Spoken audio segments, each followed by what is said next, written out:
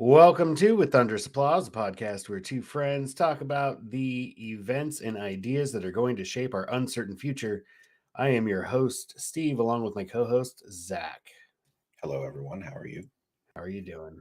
Yeah. Today, we are going to be talking about land ownership, and we're going to touch on land reform. Very deep topics, but it's something that I see quite often. Alarm bells ringing and people saying, "Oh, Bill Gates is buying all the farmland," and it's really kind of a proxy for general anxieties around corporate control. Period. And so we kind of wanted to shed some light on this issue of land ownership and specifically see if Bill Gates is trying to take over the world. We all know that it's actually Richard Garfield who created Magic the Gathering. He wants to take over America and turn it into a giant monkey ranch. Sell monkey meat to other countries. Big brain. Could be true. Strange. Check in real quick. How are you doing today? Good? Doing good. Had class. Due into the gym. Totally forgot we were doing.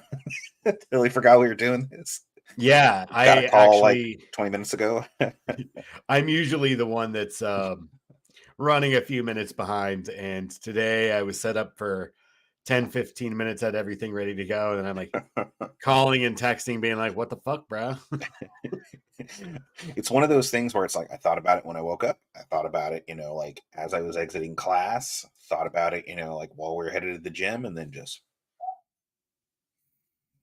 into the ethereal plane, I guess, went my thoughts. No, dude, it's all good. It happens. And we just keep getting better, right? We'll just keep screaming into the wilderness, so to speak, the digital wilderness of YouTube without an audience. And eventually, maybe people will want to hear what we have to say because we're talking about ideas, not people. We're not talking about endless discussion of electoral strategies or any of that bullshit.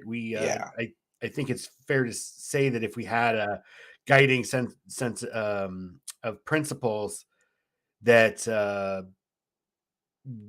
that we believe that social change is an inevitability, but otherwise spontaneous, grassroots rather than you know the result of endless discussions. I mean, very often does anything come from the top down that doesn't have a whole lot of strings attached or a tyrannical bent to it. So it is usually better to do things ground up. Yeah, we'll see. We'll see, right? I think it's social systems are systems, right? So there's complex interactions, unpredictable consequences to actions. Um, Different tactics could be used in different instances and have different results because there's all sorts of variables involved. Yep. Cool. So today, let me pull up the tracker. We are gonna do a little intro from City Prepping, just because he's really kind of articulate. His channel's great. I follow him. Then we're gonna do some mainstream media bullshit. Then we're gonna have a little and this specifically, these first two are on land ownership and billionaires buying land. Hint: Then mainstream media really likes billionaires. Say CNBC loves billionaires. Yeah, turns out. Yeah, 100%, right? The official propaganda arm of the billionaire class. And then we're gonna just have like a brief clip from a podcast called Mind Body Green, specifically a discussion with David Montgomery and Ann Bickley, I think is how you pronounce her name. They are a husband and wife duo. David Montgomery's book Dirt. He's a soil science historian, and she's a nutritionist, I want to say. So they've kind of Good teamed combo. up and they wrote like a trilogy of books on soil health and the connection to human health. Right. But they're specific to this discussion. They're going to kind of talk a little bit about potentialities with billionaire ownership. I actually really like that clip because it was some of this. I actually really like that clip. I was listening to a little bit of it, and I like how it talked about some of the things that we were talking about during our prep. Yeah. Yeah. And David Montgomery's book Dirt is like fundamental to my thinking. And I can maybe discuss his thesis of that book a little later if I haven't in a previous podcast.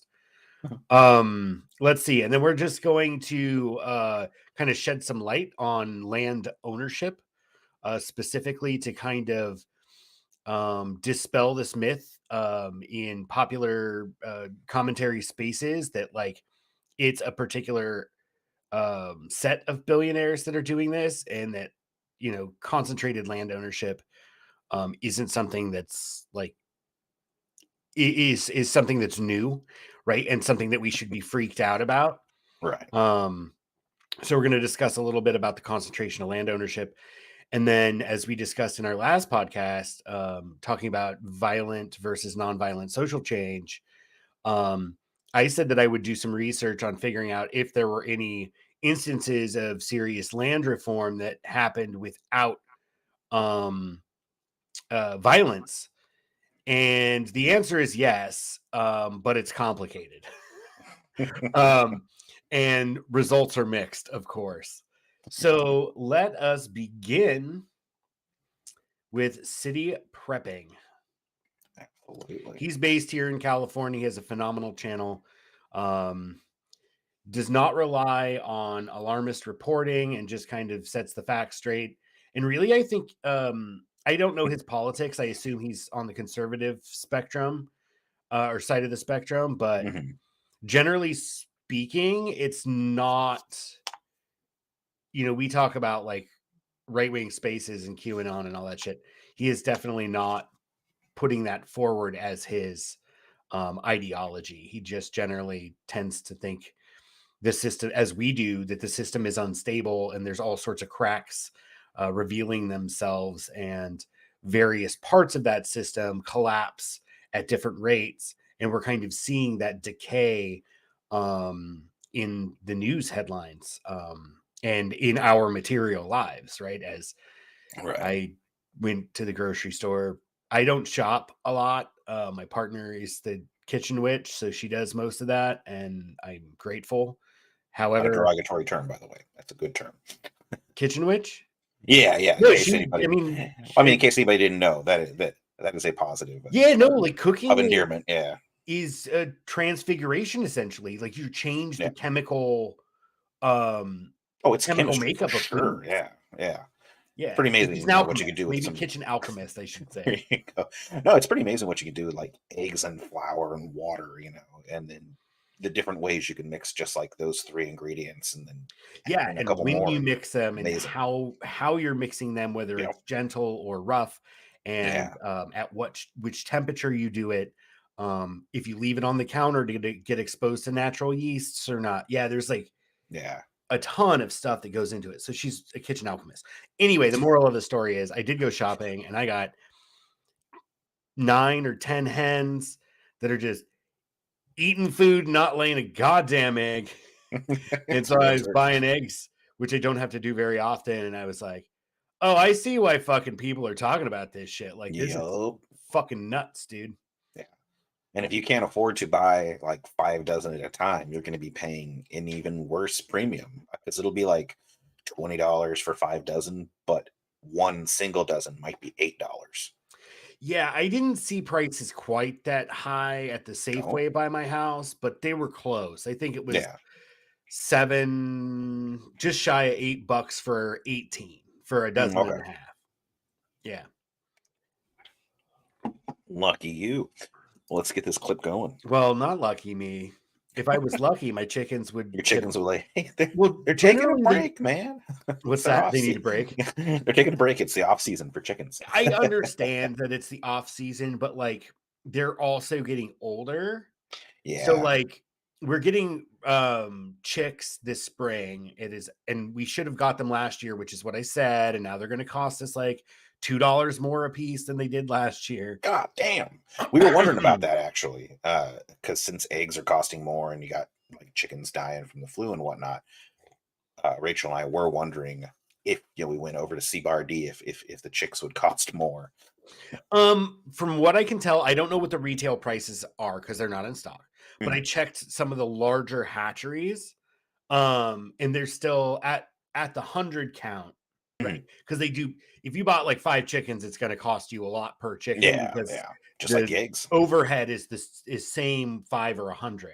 Yeah. But if you're buying them by the 100, I don't remember exactly what we paid per chick last year, but it was around $2.50, $3. And I think we're going to look at maybe paying $1 more per chick, which is expensive, but we're not buying 100. We're buying them retail, and they're buying them at 100. Yeah. The 100 count or 200 count or whatever, and then selling retail. So selling a few here and there, and they're going to mark it up a little bit to cover their expenses, their electric bill or whatever. Yeah. So we are going to pay a little more, but they're older. It is winter. Past winters, production slowed significantly. Production never stopped. And right now we haven't had, like, it's a combination, I think, between like really cold weather. We had like freezing temperatures for like weeks at night. Like, it doesn't stay frozen during the day. For Christ's sake, we live in the low altitudes in California. But generally speaking, it was very cold at night, right? And it never really got warm during the day. Like, it stayed in the low 50s or whatever for weeks. And then we had rain for like 3 weeks. So it was dark and damp.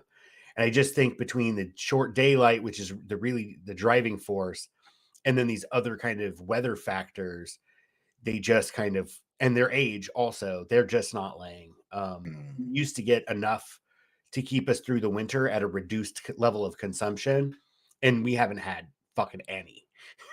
Right? So we have to make up buying them commercial. Yeah. For retail. Let us see what City Prepping has to say about billionaires buying all the land. The billionaire former telecommunications and media giant John C. Malone, also known as the Cable Cowboy, he owns 2.2 million acres of land. He's been acquiring land for years and is the largest private landowner in the United States. Now, as a point of reference, you could put the entire state of Rhode Island 2 times in the amount of land that he owns. Other mega wealthy individuals have recently been following in the Cable Cowboy's footsteps. Ted Turner, he owns 2 million acres in New Mexico, South Dakota, Nebraska, and Georgia.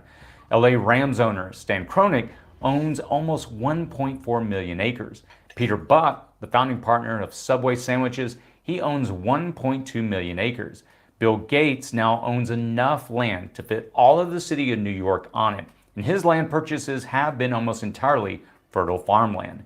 Jeff Bezos has double Bill Gates' total acreage at 420,000 acres. The list, it goes on and on with the top 25 landowners. And by the way, Gates is not even in that list, accounting for a whopping 23,451,682 acres. That's roughly the same area as all of Vermont, New Hampshire, New Jersey, Connecticut, Delaware, and Rhode Island combined. And that's just the top 25 owners. So why are the ultra wealthy continuing to snap up farmland? And even more importantly, how may this soon impact you? We'll take a deep dive look at this phenomenon and we'll try to answer these questions. So that's a solid, articulate, concise introduction to the subject. Notice how he mentioned Bill Gates is a small fry. Right? Yeah. And that's, I was watching a podcast or listening to a podcast the other day, or watching it on YouTube, I guess. And, it was like, oh my God, Bill Gates wants to buy all the farmland. And you could see in the live chat, everybody's freaking out, blah, blah, blah. And I'm like, trying to explain to people, like, Bill Gates holdings are primarily fertile farmland. Yeah. Right. Whereas the vast majority of large landowners is timber, ranch lands. Yep. In the West, the arid West, where ranching is the more appropriate productive system. Right. And then the other is mineral lands. So oil lands in Texas and stuff like that, where they buy huge tracts of land and then will in one purchase or in a series of purchases, and then they'll drill test bores, and then if there's oil, exploit it. Yeah. Or natural gas. Yeah. And so most of it is mineral holdings. I think he says it elsewhere in that video clip, that mineral, timber, and ranching, cattle ranching are the primary ones. Ted Turner actually has a considerable amount of like ecological study, agroecological study happening. For example, he has a herd of bison on one of his ranches in the largest herd. What's that? The largest herd in the States. Yeah. And so some of that is, it's economical, as we'll see, but also I do genuinely think Ted Turner does have some kind of like sensitivity to like ecology and good land management. If you remember that robot chicken, you should clip that one where Ted Turner's like, I'm on it. Planet. He's like, save the planet or I'll fucking kill you.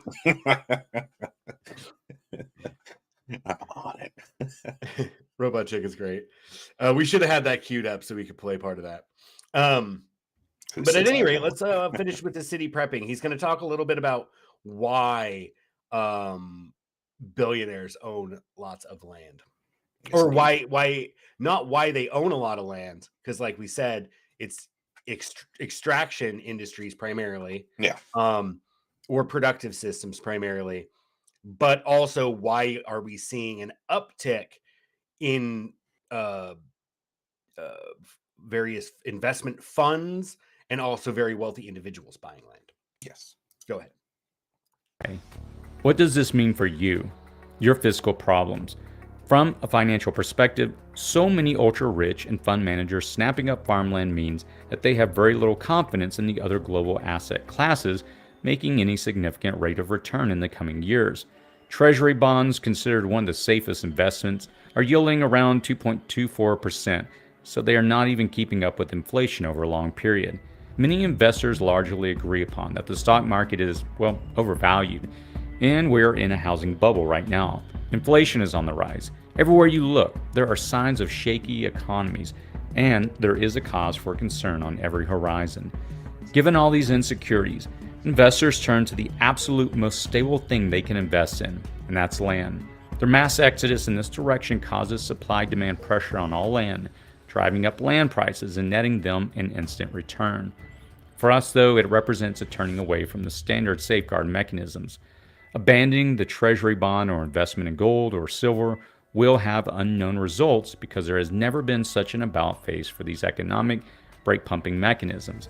The resulting fiscal consequences of so much energy and money put into undeveloped or agricultural land sectors is unknown because we've never been in this situation before. It almost sounds as though it's not all the millennials' fault for ruining everything. Maybe there's another root problem.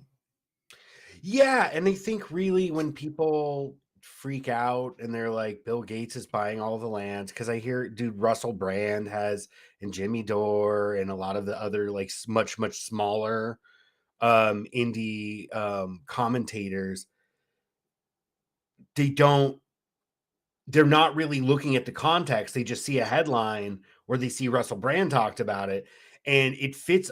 I hate to say it, but it does kind of almost fit within that realm of like conspiracy thinking. Yeah.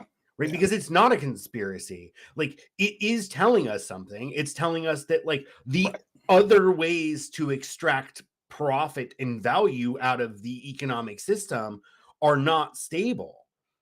Right. And so a shift in how people are allocating their capital and where they're going to seek returns on that capital tells you more about the fundamentals, the unstable fundamentals of the economic system than it does say they're trying to take over the world. Right. Well, and the thing is, like, of course they're trying to take over the world. They're billionaires. And then when you talk about a conspiracy, typically it's, behind closed doors, clandestine, and so on, cloak and dagger, all that good shit. This is out in the open because these are people who have nothing to fear from anyone. I mean, what are you going to do? Get pissed off that Bill Gates is buying up the land and actually do something about it? Unlikely. Right. Bill Gates was on Epstein's plane, dude. He ain't doing no fucking jail time. Yeah. The only way you're doing it is with like you and 500,000 of your best friends in large action protests where you just march upon the billionaires, demand some Yeah. shit. Sorry, finish your thought, bud. No, that was it. It's just, it's not a conspiracy. It's literally just how the economic system works. And the sooner that we can start to use that language, the sooner we can begin to truly understand what we're up against. That's a good point. Yeah, because when you have the conspiratorial thinking and the conspiratorial thought, it draws away from the fact that it's all part and parcel with the economic system that we've set up, and that it is the economic system that is to blame, and that is not a system that is written in stone anywhere. Hopefully, it's written on paper. And even if it were, you could just smash the stone and start over again. Like we can make changes. This is not a fundamental law of nature. In fact, it flies in the face of fundamental laws of nature. And so we can change it. It just takes usually force. In fact, the latter half of this episode today, we'll talk a little bit about land reform. Yes. Because land tenure, land rights, private property rights are enforced by the legal system and the political system. Right. And otherwise, land is a gift to us, right? It just existed before we emerged as modern anatomical humans. It will exist after anatomical humans are only in the fossil record and no longer flesh upon the earth. And so land is kind of one of those things. And there's a ton of political philosophy. Henry George is one of those guys. He comes up a little bit in some of the stuff, not anything we're viewing today, but he was like an economic theorist who basically said nobody can really own land. And then I don't understand like the complexity of what he's talking about. I don't want to pretend I do, but he basically says you can't really own land. And so all the entire tax system and the funding of government is based in land taxes. Right. And then that way, people who don't own land, right, don't have to bear the burden of social investment because they don't actually get a return on that. If you need to spend, $100 million to build a new subway tunnel or a new platform or connection to like a metro system, the way we fund that now is tax everybody, right? But who benefits from them putting a new station in is all the land around that station is now worth more because you can charge higher rents. And so that idea of taxation, of basing it on land, would be like you benefit from that infrastructure more than the people who don't own. In fact, the people who don't own are going to wind up paying twice, both in taxes to fund it and in higher rents because that infrastructure makes that land more valuable.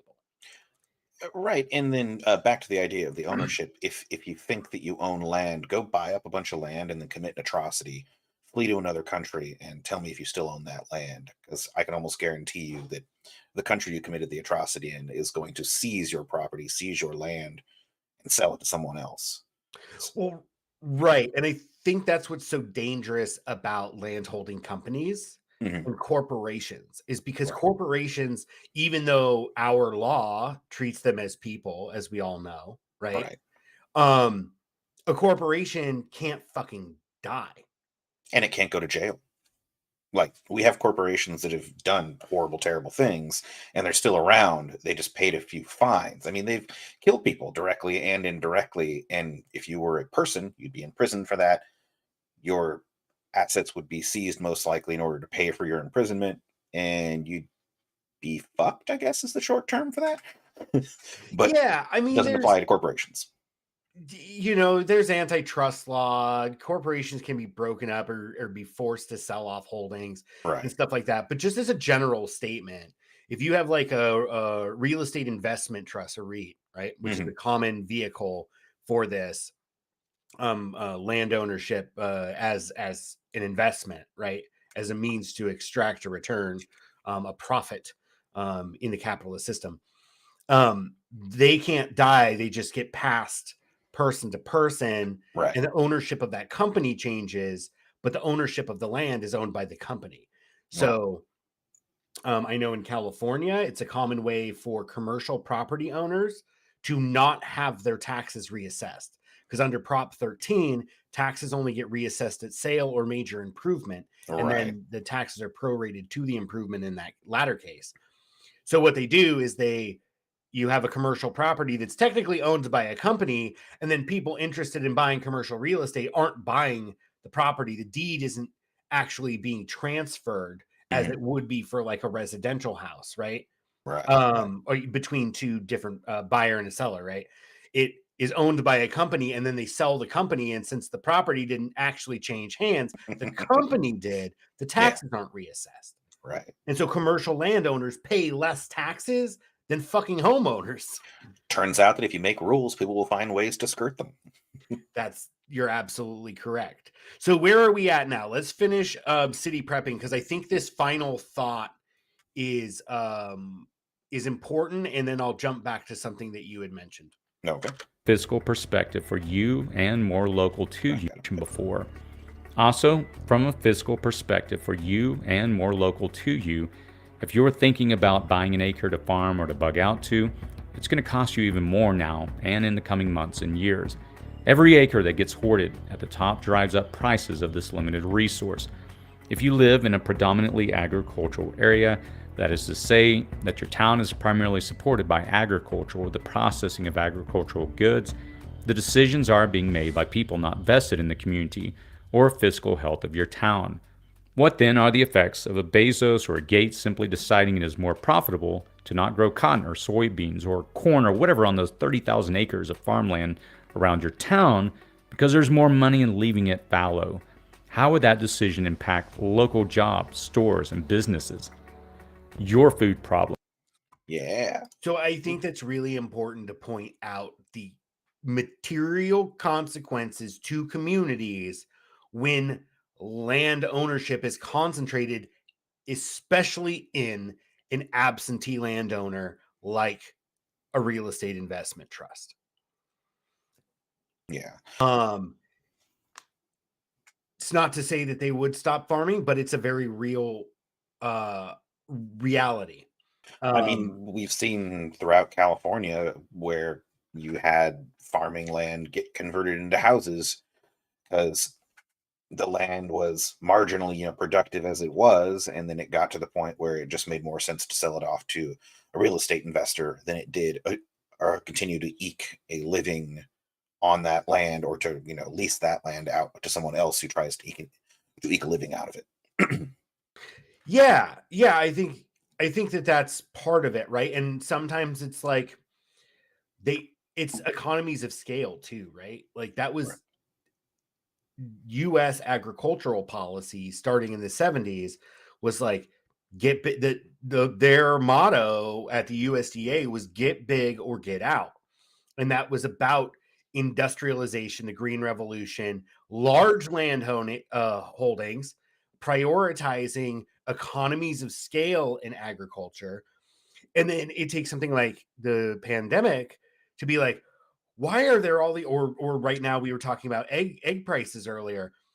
If there were a dozen small egg producers in and around our cities, would we be experiencing that level of price increase? And the answer is, if you follow just basic, macroeconomics 101 or whatever, like, no, you would have due to decreased distribution costs and more resiliency by having more firms involved in the production of that product, then you would have more resiliency to that system, and you wouldn't experience these massive price swings as you do when it's a handful of large companies that control the production of products like eggs, right?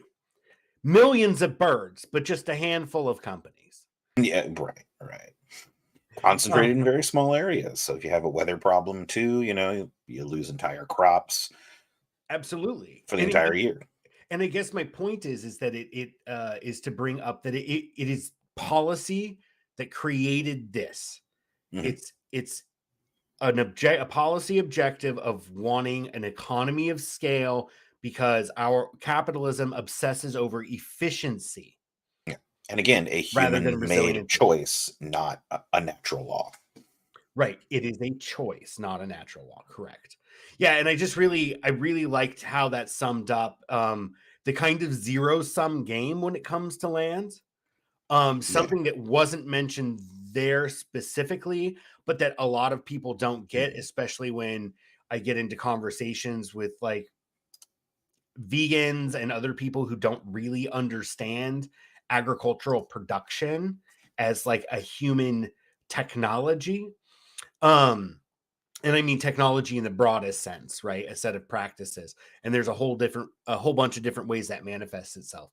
But people who don't understand agricultural production just look at units of land. It's like, look at all that land you use for cattle. You could use that for vegetables. And the problem is you want to eat animals. And it's like, you can't grow fucking vegetable crops on that land without massive inputs of industrial production. You need irrigation systems. You need machines to work the soil, et cetera, so forth.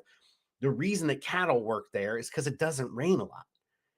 And so good perennial grasses have evolved and adapted to those environments, but we can't reliably at this point extract meaningful calories from grass directly. But what we can do is put an animal that's evolved to eat grass to eat the grass, and then we eat the animal. Clearly, the answer is just a genetically engineering human so that we can eat grass. Right. Or they'll figure out some way to use the grass as like the carbohydrates in the grass to grow some kind of algae or something that we then, we use the cellulose in the dry grass as a substrate to grow mushrooms. And like, we should be growing mushrooms for sure, like edible and medicinal mushrooms. I'm not saying we shouldn't, but what are the inputs of fossil energy resources required to do that economically? And the reality is that people don't think through the whole process. People obsess and get tunnel vision on point of consumption or point of production and ignore the entire production chain behind that. Yeah, absolutely. It's very easy to get blinded by your own ideals. Yeah, and I just think that people don't know because they don't do it. Like, what was it before World War II?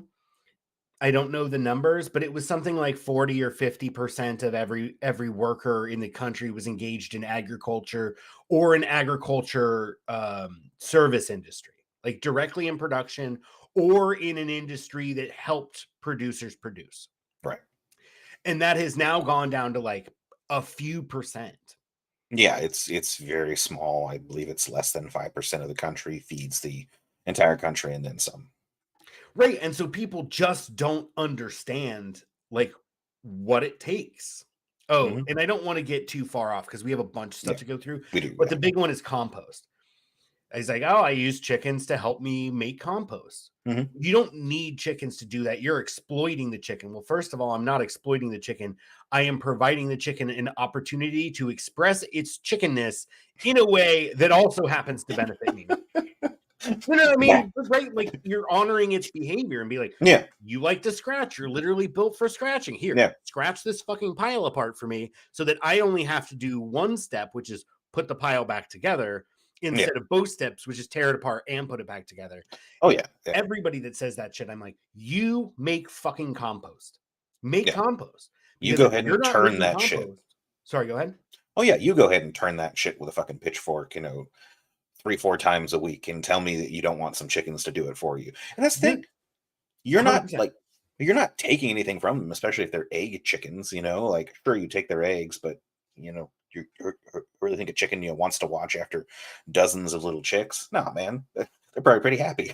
Well, I mean, I think they do. I mean, that's their biological drive, right? But my point is that, like, again, in that example with the compost, people have this idea, oh, you can do that. Humans don't need chickens. They can make compost without thinking through the whole system. And how much of your labor do you want to put into compost? When they talk about fertility on land without animals, not even entertaining the idea that not a single ecosystem on Earth exists. I mean, I guess Antarctica, but that's a desert, right? It's not really an ecosystem. The ecosystem is in the water, and anything that lives there, like penguins and shit, they're just there for part of their life cycle, but they extract their calories actually out of the water, right? And so there's no landscape on Earth that doesn't have animals. No, they're part and parcel to the environment. They are part of the nutrient cycling. So anyway, we got distracted on talking about, we could go on and on. Vegans are like my arch nemesis. I do think I figured out what's going on with their chickens, though. They got passed around some literature about, chick-free by choice. And now they're just like, no, man, don't lay any more eggs. Oh, you're saying my chickens aren't laying because they're protesting? Yeah, they're protesting. They are chick-free by choice. Well, I'm going to protest no, I'm not going to withhold their feed because I treat my animals well. But yeah, then we actually gave them a bunch. We moved the fences back over the winter. We kind of put them in a smaller area because when the soils are all wet, like they just fuck shit up. Yep. And so we kept them contained until the grasses came. And the grasses are generally able, even though they'll eventually make it a moonscape, like the roots of the annual grasses hold the soil from being scratched to shit. So yeah. All right. Let's move on. We're talking Mind Body. No, we're doing CNBC, correct? CNBC real quick, just so we can let's do it. This was a clip that you did, so I'll let you lead the discussion on this. Yeah. So basically, what I learned from watching this video by CNBC is that the billionaires will save us, and the billionaires are life and love. And let's go. So the young farmers are just as happy to lease the land, because whether you are young or old, it's a business, right? The business of farming is becoming more and more specialized. There are the people who concern themselves with what to plant. There are the people who do the planting, who own the machines and work the machines. And then there are the people that market the produce. So in efficient farming, it's not one person that's doing the whole thing. Efficient farming. And also just the idea, no, farmers don't want to own their land. That's a lot of hassle, Like, why would you ever want that? Yeah. And so that kind of concept of division of labor, of course, there's divisions of labor in small farms that produce like primarily like annual vegetable crops, right? Right. There is still a division of labor that happens through that process, even if they're growing on a piece of land and then taking it and doing direct sale to consumer. Yep. In fact, what this guy was talking about is a convoluted system where we rely on some distant producers and advertising executives to make decisions about how we feed ourselves. Right. And what we'll get to a little bit later, I think, in the Mind, Body, and Green, is the concept that someone who is leasing land from someone else is just going to do what it takes to make the land produce during the period of their lease. There's no stewardship or anything like that. Correct. It's simply maximal extraction of resources from that plot of land for whatever period of time they have. Yeah, and I don't want to say that's absolutely universal, because I know not most, I don't know how much, a lot of land in the county I live in is like large agribusiness firms own it. Right. Like our friend whose family owns like a walnut, like a few thousand acres of walnuts. They have sold it. I know they sold it. Yeah. And I understand, but that's often how this consolidation happens, is you have smaller landowners are just like, I'm really not successful, or I'm not competitive because I don't have that the same economy of scale. And then they get bought out by a large agribusiness firm that does have vertically integrated. Like I applied at Deseret, which we'll talk about a little later, is a holding company for the Latter-day Saints Church, for the Mormons. Yeah. And I did apply for a job there. I didn't get it, but they have their own internal pest control advisors, certified crop advisors, and agronomists, all like employed under the company, like they're permanent employees because they manage so much land. And so even though they're an absentee landowner, it is a long-term investment. So they are absolutely committed to the health of the land in the context of industrial monocrops. Yeah. Yeah. But, you know, and I think of Lundberg farms. People in the United States can generally find Lundberg brown rice in their local grocery store. They have national, I think, international distribution for the rice. But a lot of that land is owned by the family. It's like legacy land, and then they lease out. Yeah. So they control the drying houses and the packing houses, and then they own the label that it's distributed under and manage all the agribusiness aspects. But individual parcels of land, they lease for the producer, which he said, oh, people want to do this. I guarantee any of those farmers that are actual tractor driving farmers, or people engaged in the productive process out in the sun, in the heat, farmer with a capital F, especially on rice land, so many fucking mosquitoes, dude. Yeah. And like, those people, I'm sure, would prefer to have like a long-term legacy because land is a store of value. Yeah. And instead, they're just a wage laborer, and they are supposed to, like you said, steward this land. Yeah. But they don't, and I think most people who work the land want to treat the land well. I don't think it's that kind of like, oh, they're lessees, so they'll just exploit it. In most cases, I'm sure it happens, right? Yeah. But generally speaking, like I think that they would beg to differ with that assertion, that they would prefer to own it because then they have a store of value, and that as they work and they pay off their mortgage on the land, eventually they will own it, and they will have that now as a source of collateral for additional credit if they need a new piece of machinery, etc. And when you lease, you're just a wage earner at that point. Yeah. Well, and leave it up to the billionaire. Risk and get very little of the benefit. Sorry, go ahead, bud. I was going to say, leave it up to the billionaire who owns the land to say, well, nobody else wants to own this land. Who would possibly want to own this land and be able to, like, go on vacation or hiatus for a year and lease it out to somebody else? Oh shit, I want that. Oh, never mind. Maybe these people do want that. Like, please, Mr. Billionaire, tell me what else I don't want. Like, fucking frustrating as hell to watch these people sometimes. Let's finish the CNBC clip, bro. Yeah.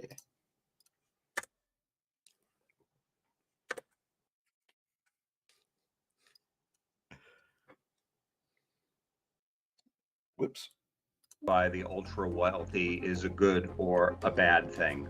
But I honestly do believe that having large land owners with the ability to look long term at the land and do what's right by the land, and maybe be in a position to, say, lease the land to incoming farmers at affordable rates, that could all be positive.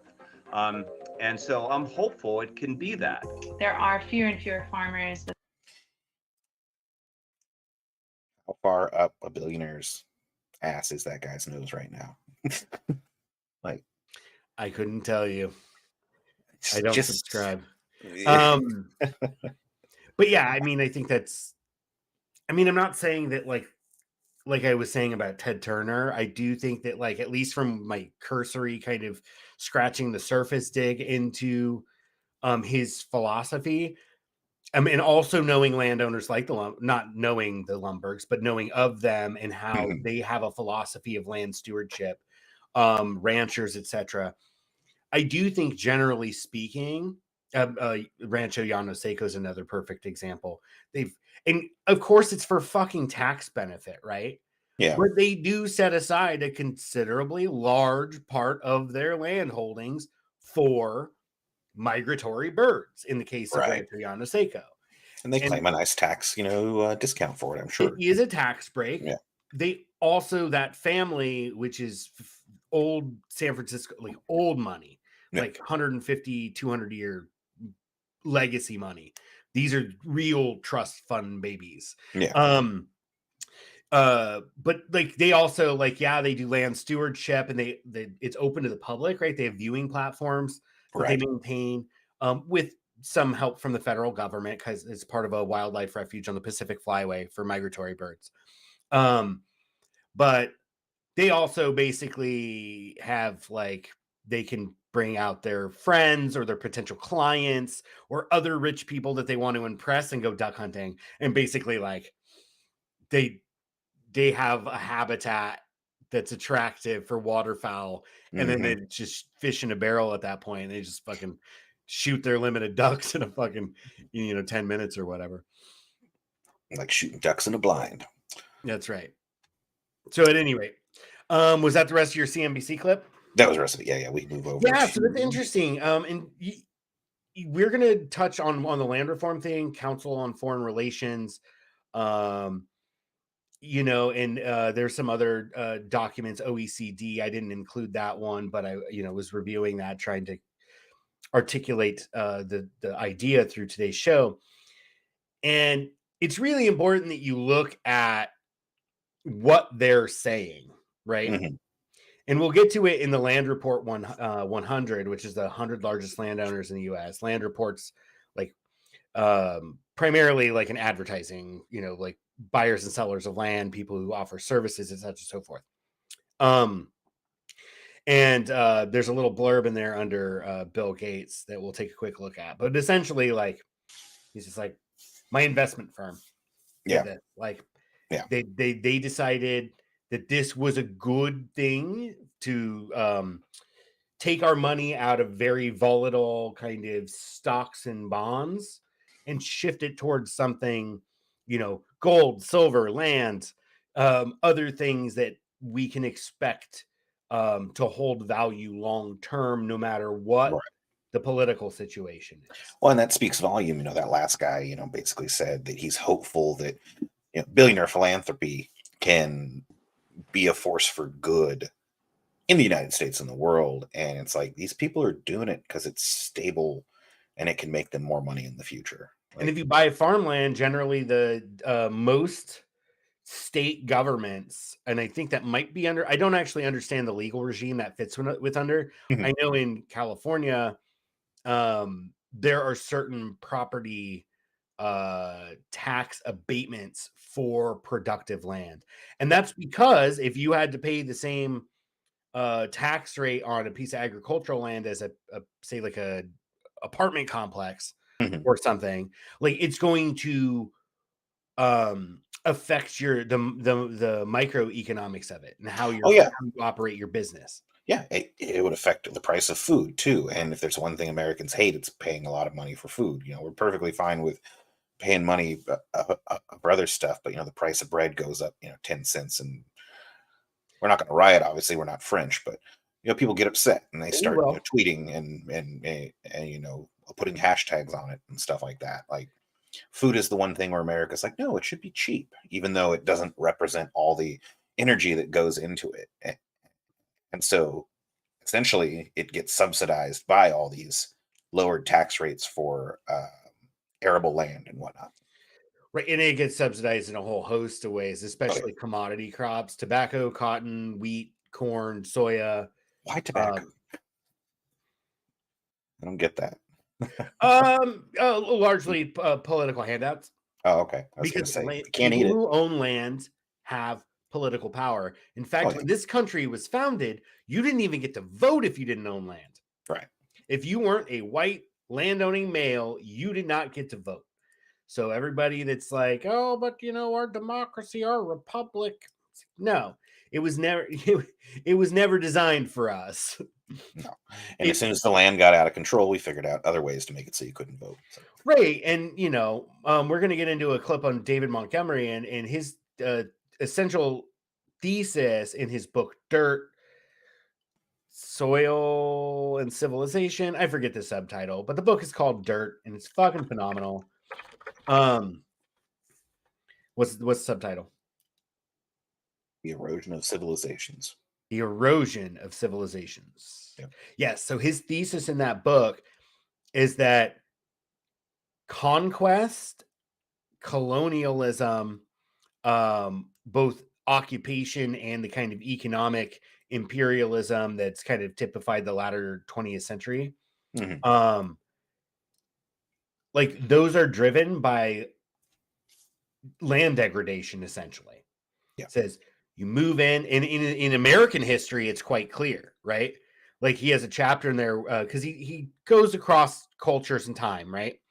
But when he gets to colonial America, and he's like it is in written documentation in early U.S. history that like they had to move boat moors, or like whatever they're called, like the piers or docks that you tie a boat off to. Mm-hmm. They had to move them several miles further into the Chesapeake Bay because the erosion in the foothills of Appalachia to the west of what we commonly understand as the colonies in Virginia, Maryland, and stuff. Mm-hmm. There was so much soil erosion that the estuary, where the rivers that carried that down meet the bay, mm-hmm. and deposit. Right? Yeah, they had moved the shoreline by miles because of that dirt. And then he shows, he's like, okay. And then around that time, you can look at these various political movements and discussions happening in our young legislature, or in the colonial legislatures, to push past Appalachia into like Western Pennsylvania and Ohio and so forth, right? And so there's this kind of push that as they degraded soils to go further, even though they had made treaties with the indigenous peoples. And so then they screw them over and then push them further west, or exterminate them and or attempt to assimilate them brutally or whatever, right? And then you exhaust that and then you move further west, right? And I have a book on my shelf called Nature's Metropolis, which is about Chicago as a city. It's an environmental history of the city of Chicago. It's fucking fantastic. But essentially, land exploitation and now capitalism. So now you have this drive for commodity crops that completely rearranged a region and took and basically created human settlements and habitats and exchange regimes and stuff that we now know, but those didn't exist before, right? And that was all driven by over exploitation of lands, you know. North Africa used to be the breadbasket of the Roman Empire, and now it's a fucking desert. Like, the cradle of civilization was the Tigris and Euphrates rivers, and there used to be, you know, huge civilizations with, you know, trade outposts stretching hundreds, if not thousands of miles. And those regions we often, you know, recognize as being failed states, you know, with or without U.S. intervention, right? Like they're not politically stable because the land base that supplies the calories that people need is degraded, and it's unreliable because it's degraded. So yeah, absolutely. Let's talk a little bit about what they say about billionaire ownership of land and see if they have a different take. All right. Which they do. That's you know, and I see there's a lot of conspiracy theories around Bill Gates and farmland. Like, I don't think I don't buy that. I'm just concerned he's going to destroy it. I think he's clueless. I'll just pause there. Like, how concerned should we be about this guy owning as much farmland as he does? Yeah, and that all depends on what is he doing out there on the farmland. This likely is not happening, Jason, but I'll just put the idea out there in case he's listening. He's definitely not listening to this podcast. Definitely not listening. Yeah, you know, what would be really neat, because we don't have this because there is not sufficient funding to do these kinds of things, but to be doing crop trials on soil health and, you know, what kind of crops do best when we improve the health of the soil, and to be doing traditional kinds of breeding to figure these kinds of things out. That's what ought to be happening, I think, on all of this farmland. Now, what likely is happening is either this is just some kind of an investment thing, a place to park some money, and all this land is being leased out to farmers. We don't know. But I also would have concerns about, I guess, you know, whenever you stay sort of in your own sort of mindset your ideas. I mean, part of that is that everyone has a different background, and we all tend to gravitate toward the things that we're comfortable in. And there's a place for some technology for sure in agriculture. I don't think it's the kind of technology that, Gates personally, the kind of technology that he's talking about isn't what I'm talking about when I think about technology and agriculture.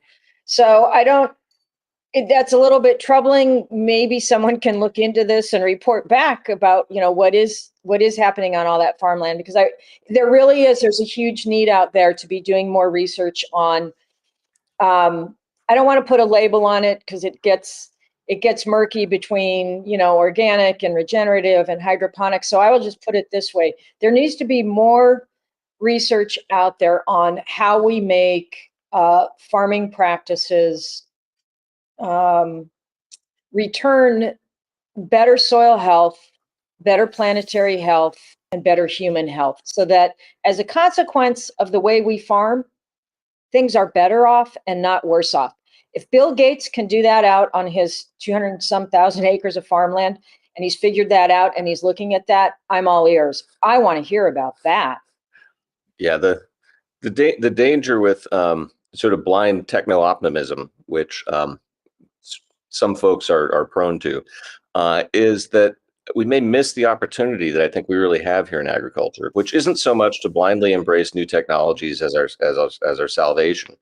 And it's not so much to go back to, some, mythologized old traditional practices of farming that, might not be capable of feeding the world.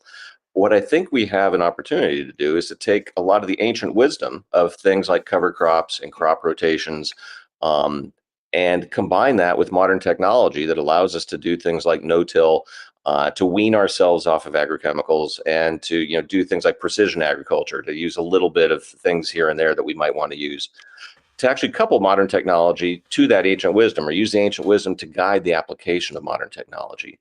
We're really at a crossroads, I think, in agriculture, and at the foundation for the two paths forward are how we think about the soil.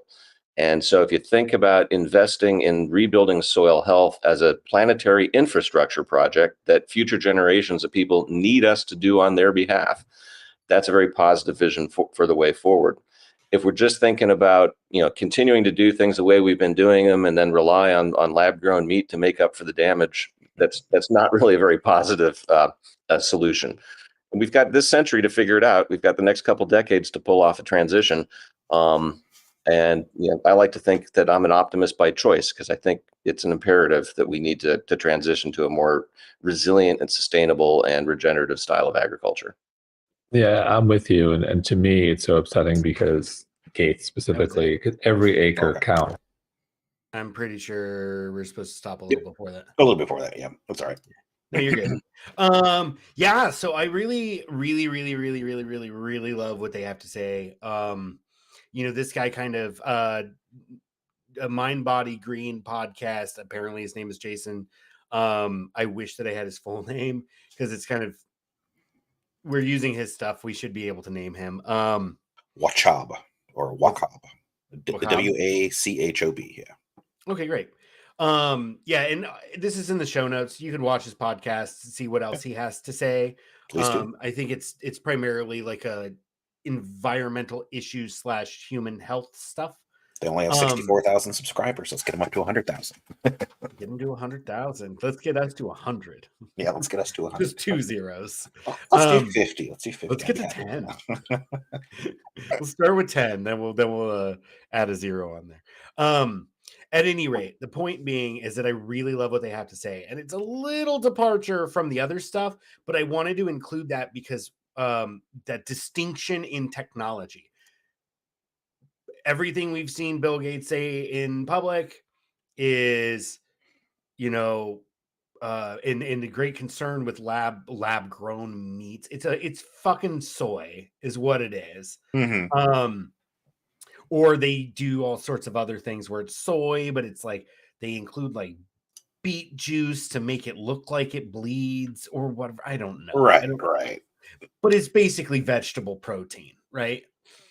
And a lot of GMO soya and stuff delicious. is in part of that green revolution and that that kind of mindset of the technologists, like these prophets with a PH, these prophets of profit, capitalists that are in the technology industry that have this idea that we just need to have more inputs, again, not acknowledging the systems in place necessary to support those technologies, right? Oh, we need GMO foods to feed the world because climate change is going to make growing crops harder or whatever, not recognizing that like your eco whatever is dependent on a massive industrial supply chain and fossil fuels.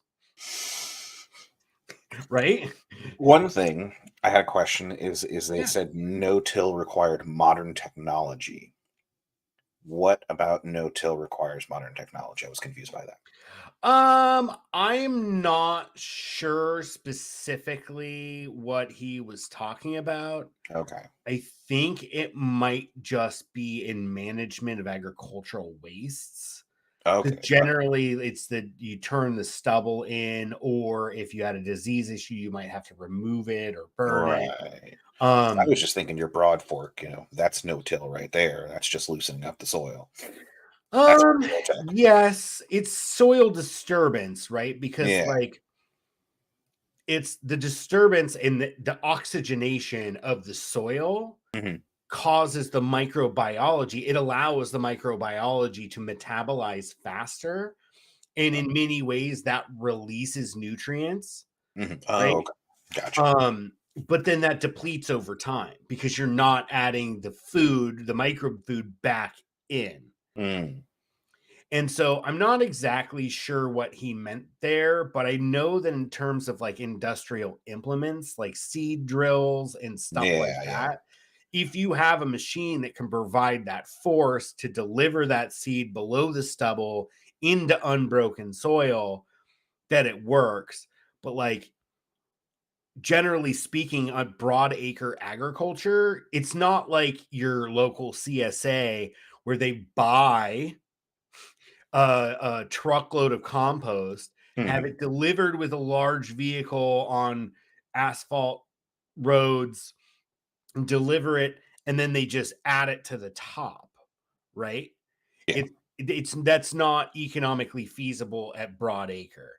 That's why he was talking about cover crops and crop rotation, right, etc., so forth. But what those things require is a system of land tenure that's not predicated on extracting a profit. And ultimately, as subsidized as our agriculture is in the United States, it's subsidized in all the wrong ways for all the wrong reasons. Yeah. And so if we were going to and this has like been my,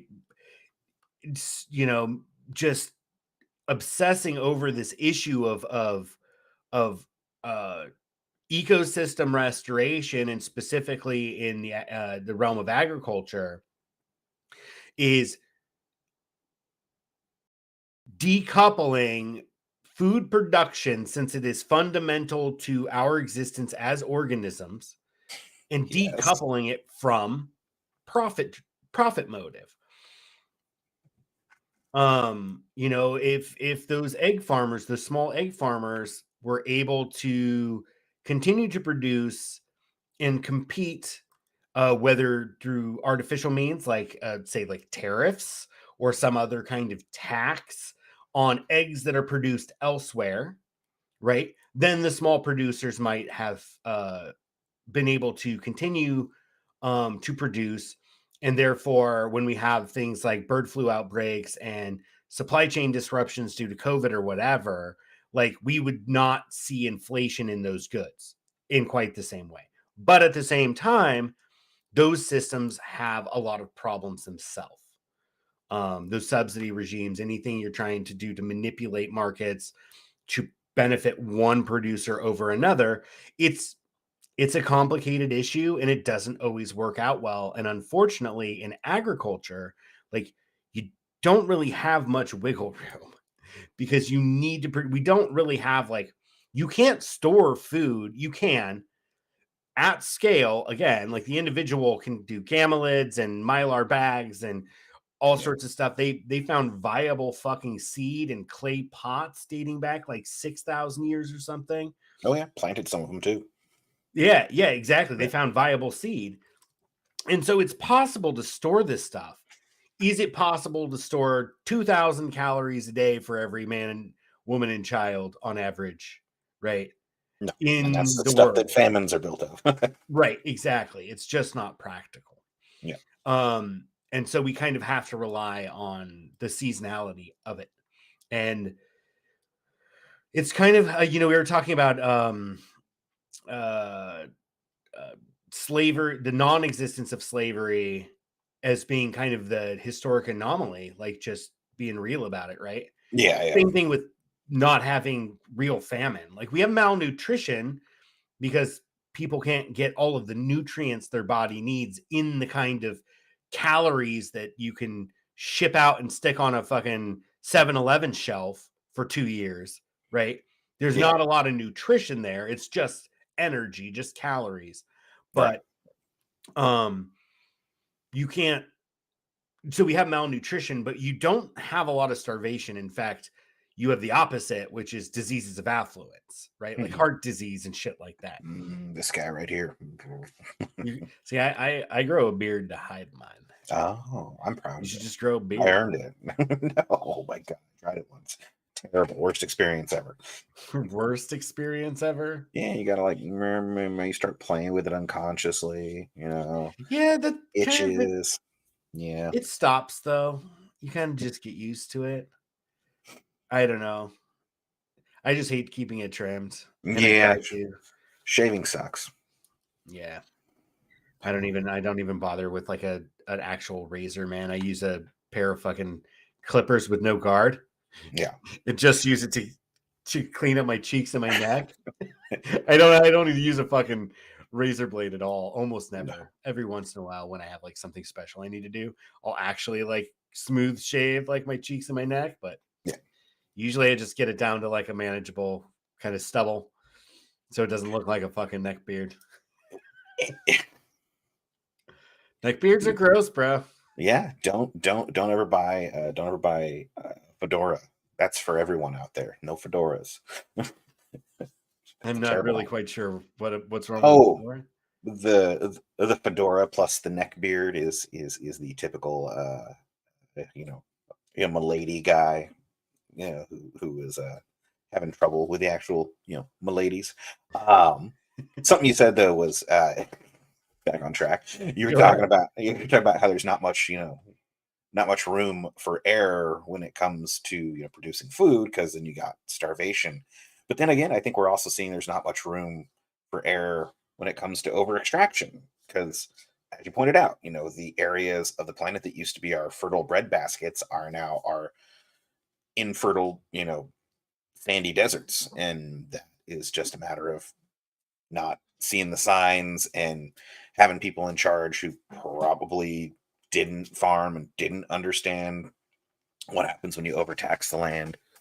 And so you ended up on the other edge of things where you probably had enough food for a while, and then since you weren't paying attention, suddenly you had no food, and you're eating fucking crocodile from the Nile because it's the only thing left.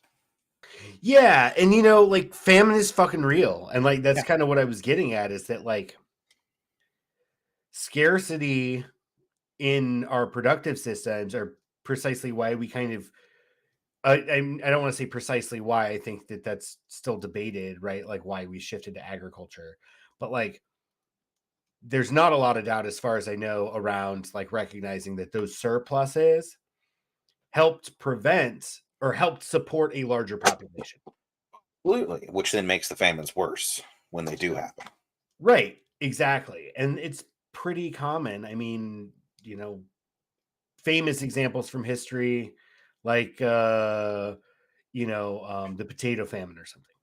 Yeah. But then again, are those famines that are driven by, like in that case, a blight, a biological factor, or is it because they were forced to produce extra calories for some kind of colonial power, or in like the Bengali famine, where it was just straight up like the British were just fucking, there were crop shortages, but the famine was largely precipitated by the fact that what surplus they did have, or what they did have available for their own consumption, was essentially being stolen.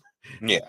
Right. And so, but I mean, well, things like, Live Aid for the famine back in the 80s and stuff like that. Like, and the thing is, like, with all the production that we have elsewhere, it's almost all wholly avoidable. It's just a matter of getting the food that we have to the place that the food is needed. It's like we let so much food go to waste on a regular basis. Yeah, no, and again, that's because we have our production chain is global. I mean, in food, it's at least national. We benefit in California from us being able to procure the vast majority of the food we eat from a much smaller area. Right. But if you're buying in terms of fruits, vegetables, leafy greens, etc., right? Yeah. But if we go buy any processed food whatsoever, a can of fucking chunky beef stew or whatever, right? Like that's all coming from a national supply chain. Right. And industrial factories and industrial monocrops, right?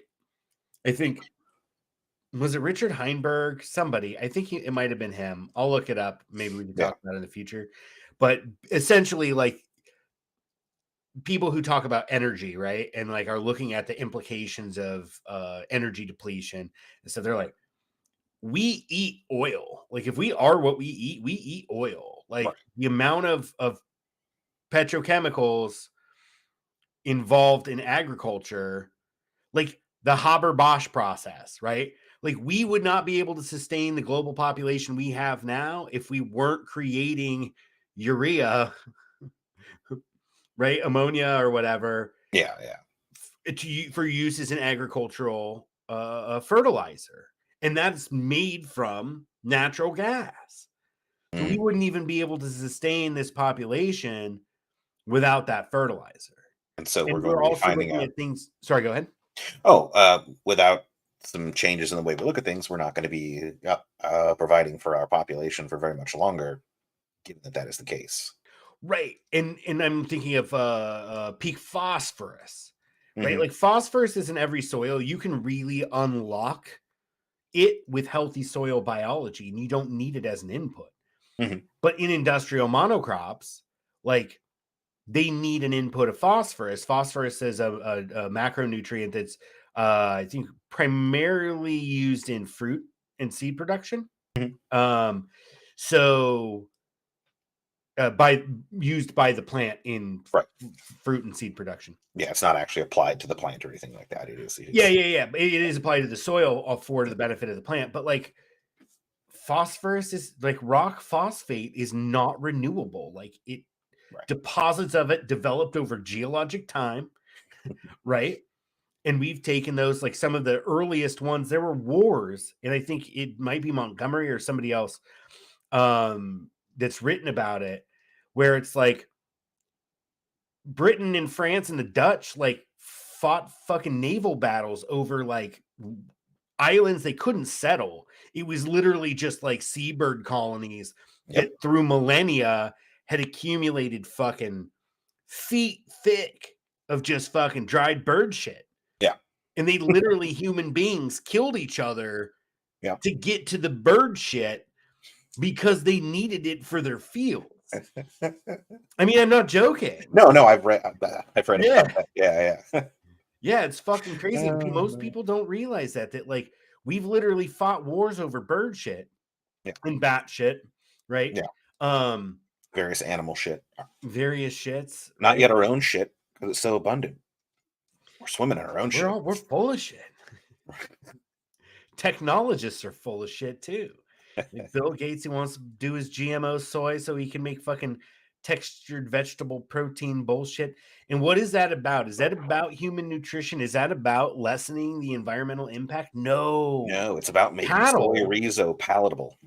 Cattle, especially beef cows, are notoriously difficult to vertically integrate. It's hard for a single investment firm, company, whatever, individual to own that because the cows have to reproduce and it's a cow calf operation and they require a particular set of production practices and is generally widely distributed. And the concentration is your Harris Ranch or what CAFOs.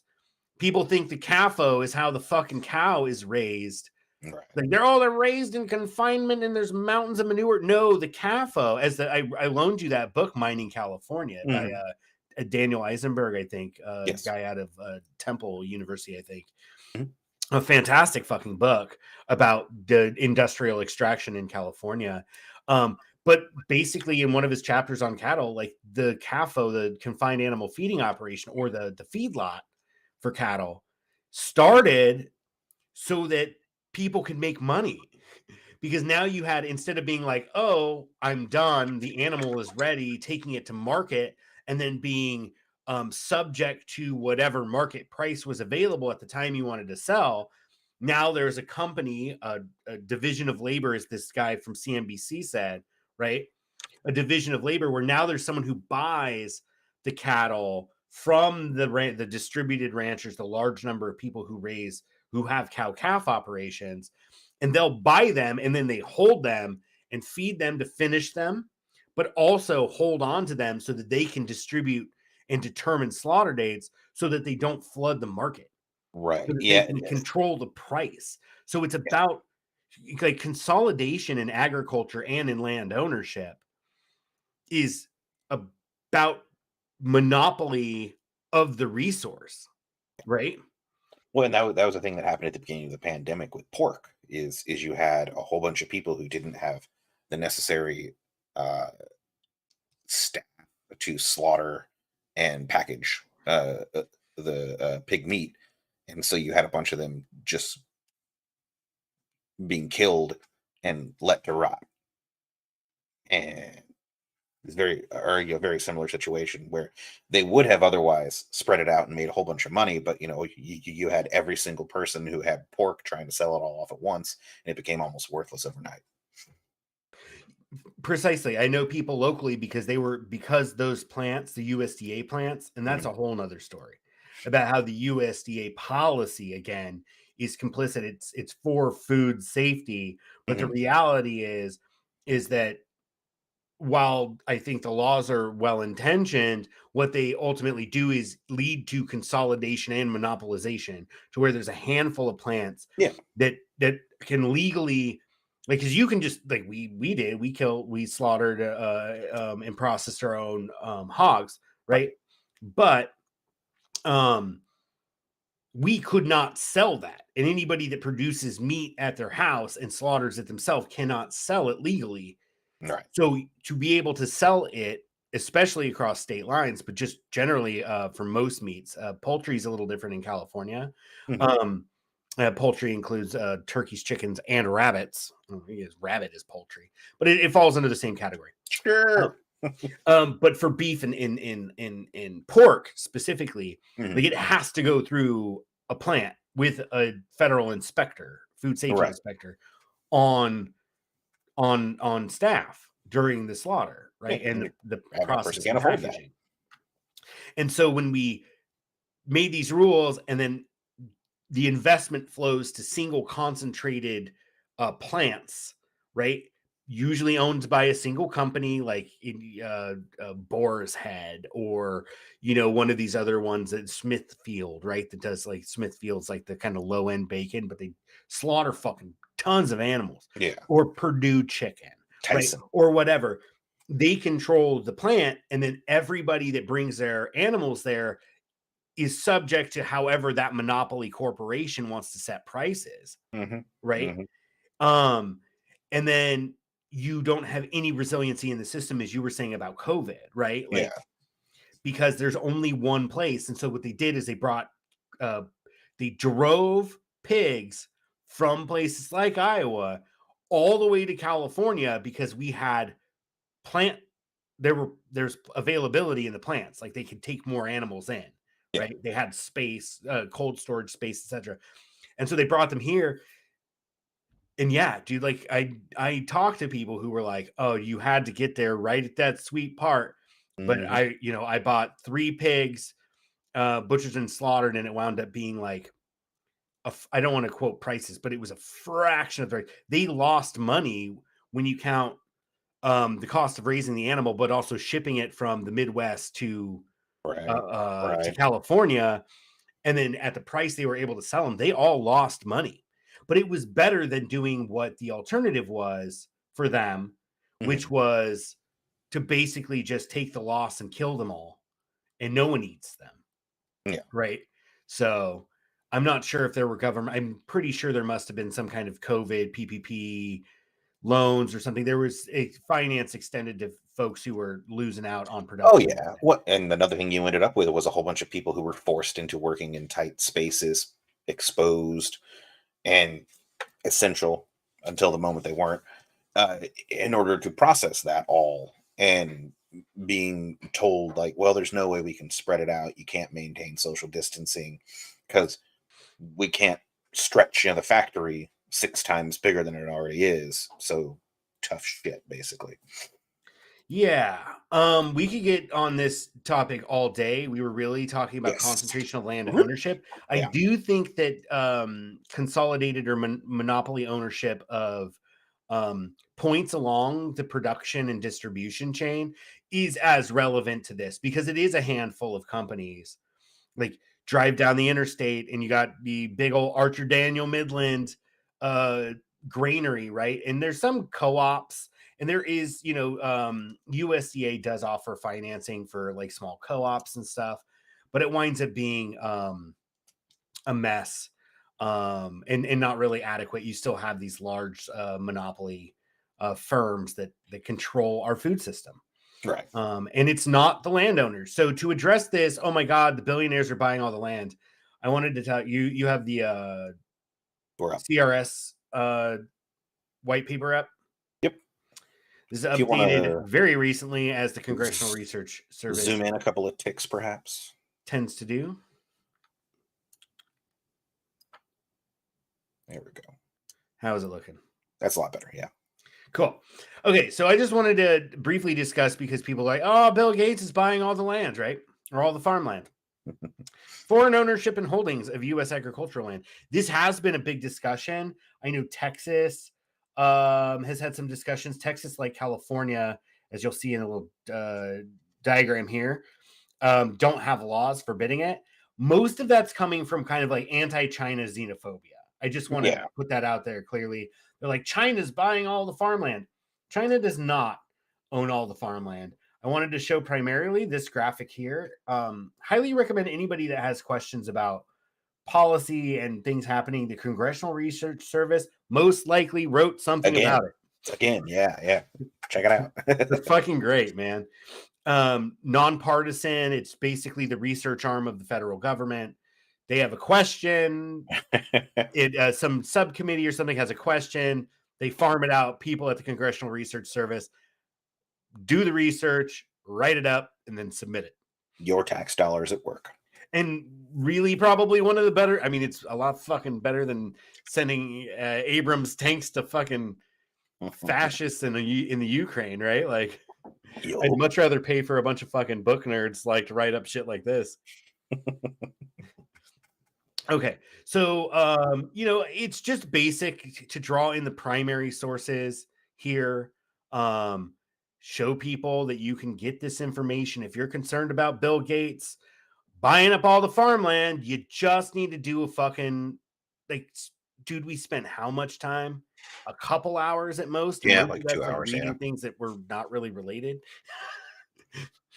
Right? Yeah, it's all related. Yeah, I mean, not really related to this question about billionaire ownership, right? Yeah. But the reality is you can find your own answers, and generally your fears are misplaced and just a proxy for your general anxieties about corporate and billionaire or oligarchic control of the world. Yeah. So you can read this on your own. U.S. data of foreign ownership was the other thing I wanted to point out. Yeah. I think Canada. Yeah.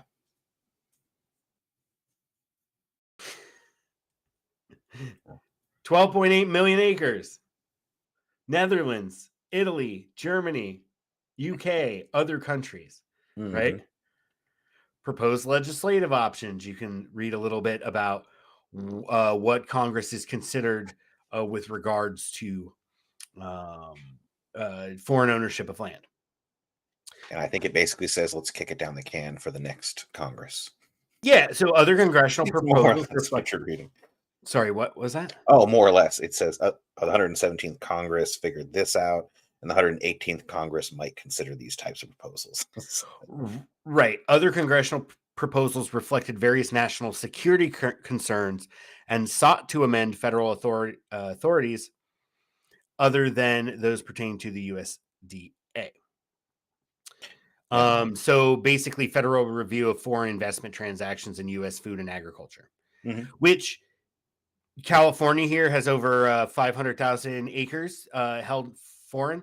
I didn't pull this up, but I know the Saudis actually own a bunch of like marginal land east of LA or east of Bakersfield, and it's hayland.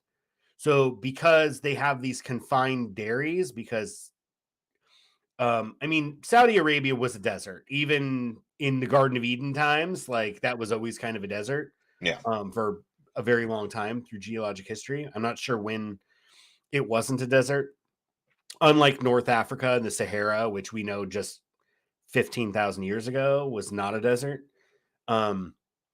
But at any rate, Saudi Arabia owns a bunch of land, I don't know how much, in California, and has controlling interest in some water districts, and they grow hay, then they cut the hay, dry it, whatever, and then they put it on shipping containers and out of the port of LA or Long Beach or whatever, and then they ship it to themselves to feed their dairy cattle so that they have, so their people can buy dairy products.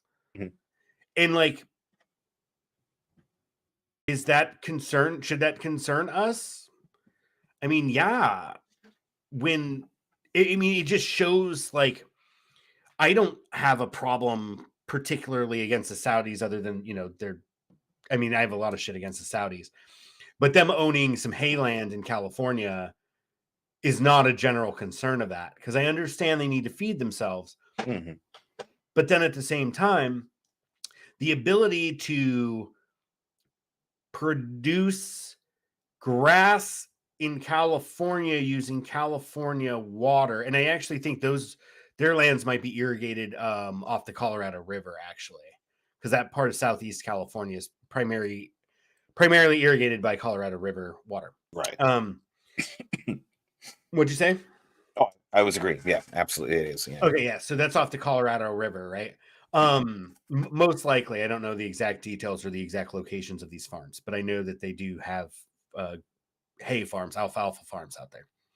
And then they ship it to them for their dairy, but they're using water here primarily for their dairy industry there. But like, look at that, the oil involved in the shipping of that. Like, is that really sustainable? And would those resources be better restoring grasslands in the parts of Saudi Arabia or neighboring countries where grasslands existed or oak savanna existed before it was degraded into desert, right? Yeah. Would that be a better use of resources? And in my opinion, it would be, but in the opinion of governments or corporations in that country, their opinion is that this is the best way to do it. And again, it's a matter of short-term thinking. You got to keep people happy, well fed with beef. And it's much easier to point to it and be like, look, you can have a hamburger, than to say, hey, 20 years from now, you'll be able to have a hamburger if everything goes perfectly well. Yeah, exactly. And I think that's what it is. It's just the human tendency to want to grab onto the immediacy as opposed to the delayed gratification. That's for Bill Gates and his land ownership of 200,000 acres or whatever. I think it's in this article, nearer the top. It says that foreign investors every year purchase like 2.2 million acres of land, which is 0.1 million short of what the largest single domestic owner has. And so, like, just because Bill Gates makes the headlines doesn't necessarily mean it's newsworthy. Like something that might be newsworthy is who are all these foreign entities that are buying up our land, and what are they using it for? I mean, right, and I think that's kind of what I was getting at with the talking about how it kind of almost enters the realm of like conspiracy thinking. right. It's because you're so goddamn concerned about Bill Gates buying up all the land, and you have no fucking clue that like the concentration of land ownership among a few is problematic. But Right. like, he's a fucking small fry, right? And I think what it is people are like, he's putting microchips in the fucking microchips in the vaccinations, and he's Did you watch the whole Mind Body Green podcast then? No, that's just a common one you hear in conspiracy. Because he mentioned circles. that he's like, I don't think he's putting microchips in the vaccine. No, I hadn't heard that. It's all. Oh, you hadn't. Oh, it's all over the place. And then the other one is that he's using the malaria vaccine for other sinister purposes, other than just getting rid of malaria. No, what he wants is to get parts of Africa up over the development hump so that he can have like software engineers that work for nothing. And so he can, have them running off Windows and make more money. Exactly, man. It's not a fucking grand conspiracy to take over the world. And I wanted to bring this point up earlier. Like the City Prepping talked about how like Ted Turner has like land and he listed like 3 or 4 states or whatever, right? Right. And I mentioned the corporation, right, as being like not dying. And so that's problematic because then you get a concentrated land ownership over time. Remember that like wars were fought in Europe to expropriate the Catholic Church of land. Right. Because the Catholic Church is also one of the larger landowners in the world, and as is the British Crown. I mean, they're still one of the largest landowners in the world. If it's enforceable is questionable, but technically they own like Canada, Australia, a few other things, that add up supposedly to like 1/6 of the landmass of the world. It's relatively unenforceable in a lot of cases, but on paper. Yeah, and why did I do that? I scrolled in, but don't have the bottom navigator. Anyway, I just wanted to look at this headline from the Salt Lake Tribune. LDS church land holdings, 1.7 million acres valued at 16 billion. They are the new Vatican. They are absolutely trying to buy up as much land as they can. It is a real estate company hidden by robes and magic underwear. Well, I mean, I did read a bit about them. We didn't include a whole lot of stuff. They own commercial properties, and it's just like random fucking shopping center in some town where they have no other presence. It was just a piece of commercial real estate available for sale. Yeah. Their fiduciaries looked at it, examined it, said, this is profitable. Yep. And then they chose to add it to their portfolio. Yep. And what is interesting about the Mormon Church is that they do take seriously. I think it's part of their legacy of persecution, etc. That they take their food security very seriously, and so they might own the land as investment, but they also produce and have these like large pantries that supply food to both their membership and to the public at large. And so it's vertically integrated. They own the farms, they own the packing house, all that. And it's a way of providing, food at a low cost to their members in the public. as part of their service. So I don't want to like completely throw shade. No, but I mean, you have to remember, like, part of that persecution complex is well earned. During their formative years, they were viewed by most others as a cult, and we all know that cult plus time equals religion. And their founder was murdered in jail. After he'd been arrested, he was murdered, and so, like, they have a fair reason to feel persecuted in this country. Well, right, and they were essentially, they just had to keep moving west until they Utah. got to Utah and were able to stop. And nobody else wanted it, and so they're like, yeah, whatever, go ahead and live there. Right, exactly. So, like, I just wanted to add that again to this conversation when people say, "Oh my God, Bill Gates is buying up all the land." So then let's go to. Oh shit! You know what? I didn't bring it up. What do you need? My bad. I'll bring it up now. Okay. Fortunately, I figured out how to. Are you getting the tech side down? Hell yeah. I am. I'm going to start sharing this tab instead. There we go. Oh, it started me at Bill Gates. Nice. Isn't that what you wanted? Sure. Yeah. The link is based upon whatever page you're on, is how that works. Oh, fantastic. Yeah. Cool. Because I think in the notes I was like, Bill Gates is on 156 or whatever. Yeah. So this is from the Land Report. Obviously, it's hosted on my digital publication, which you should be able to see. But I just wanted to, scrolling in, Control plus. Uh-oh. Might not work. It's not working. Okay, that's fine. Okay, we're just going to have to deal with it. Yeah, let me see what I in can the do on future, mine. we'll get better at cutting and blowing these up and putting them into a slideshow so we can just flip through it. I do respect that about how Jimmy Dore produces his show. He just has what he wants to talk about. Boom, boom, boom. He's not flipping open a website and reading from it or nothing. Yeah. So anyway, this picture here, Meat Farmer Bill, that was from their previous issue of the Land Report, where they talked about him.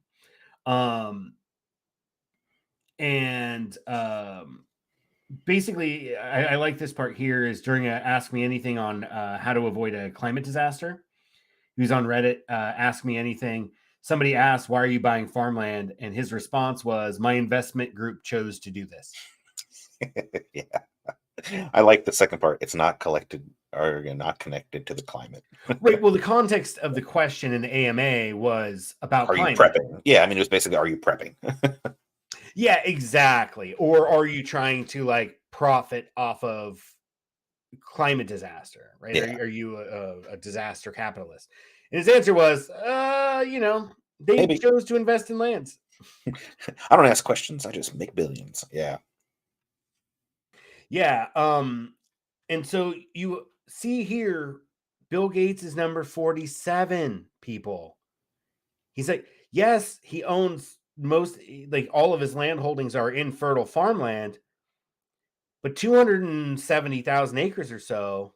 And this is I think the 2021 Land Report. Winter 2021. So this is a year or two old. But anyway, at the time, 269,000 acres of farmland is not that much when you consider that's 47th, right? And I think City Prepper or Prepping said at the beginning he doesn't even make the top 25 because he doesn't. Barely makes the top 50. He's barely the top 50, right? And you look at so he's a technologist, right? Bezos is a technologist too, and he's up in here.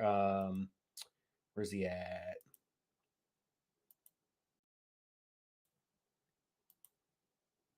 Here's Jeff Bezos with his fucking little dick complex. He's got to build rockets that look like fucking. I mean, dude, that looks like a fucking uncircumcised dick. Like the head is not pronounced, so there's definitely some foreskin on that guy. Let's zoom in and see for sure. I can't zoom in. Remember? No, I'm doing it on my end. Oh, okay. Yeah. You really want to see the detail there, right? Got to make sure, man. His uncircumcised space rockets. Anyway, Jeff Bezos lands at 420,000. And I don't hear Jeff Bezos. Nice. I mean, I hear him mentioned in conversations about billionaires, but not in the same way that Bill Gates is.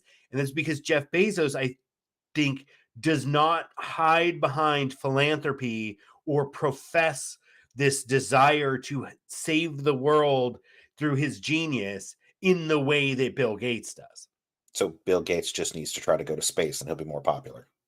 Yeah, or maybe not be such a public figure, especially when like he's a fucking presumably not probably engaged in sex acts with underage women, so or children. Guess we'll never know. We will never know because the judge would not let us see the fucking guest list or the manifest. They would not make it public. Mm-hmm. Anyway, Jeff Bezos is number 24, and City Prepping covered it, and so we don't need to go through all of this. I have liked flipping through this just to look at like what land costs places. Yeah, but you got people like the Stimson family, right? Lumber company.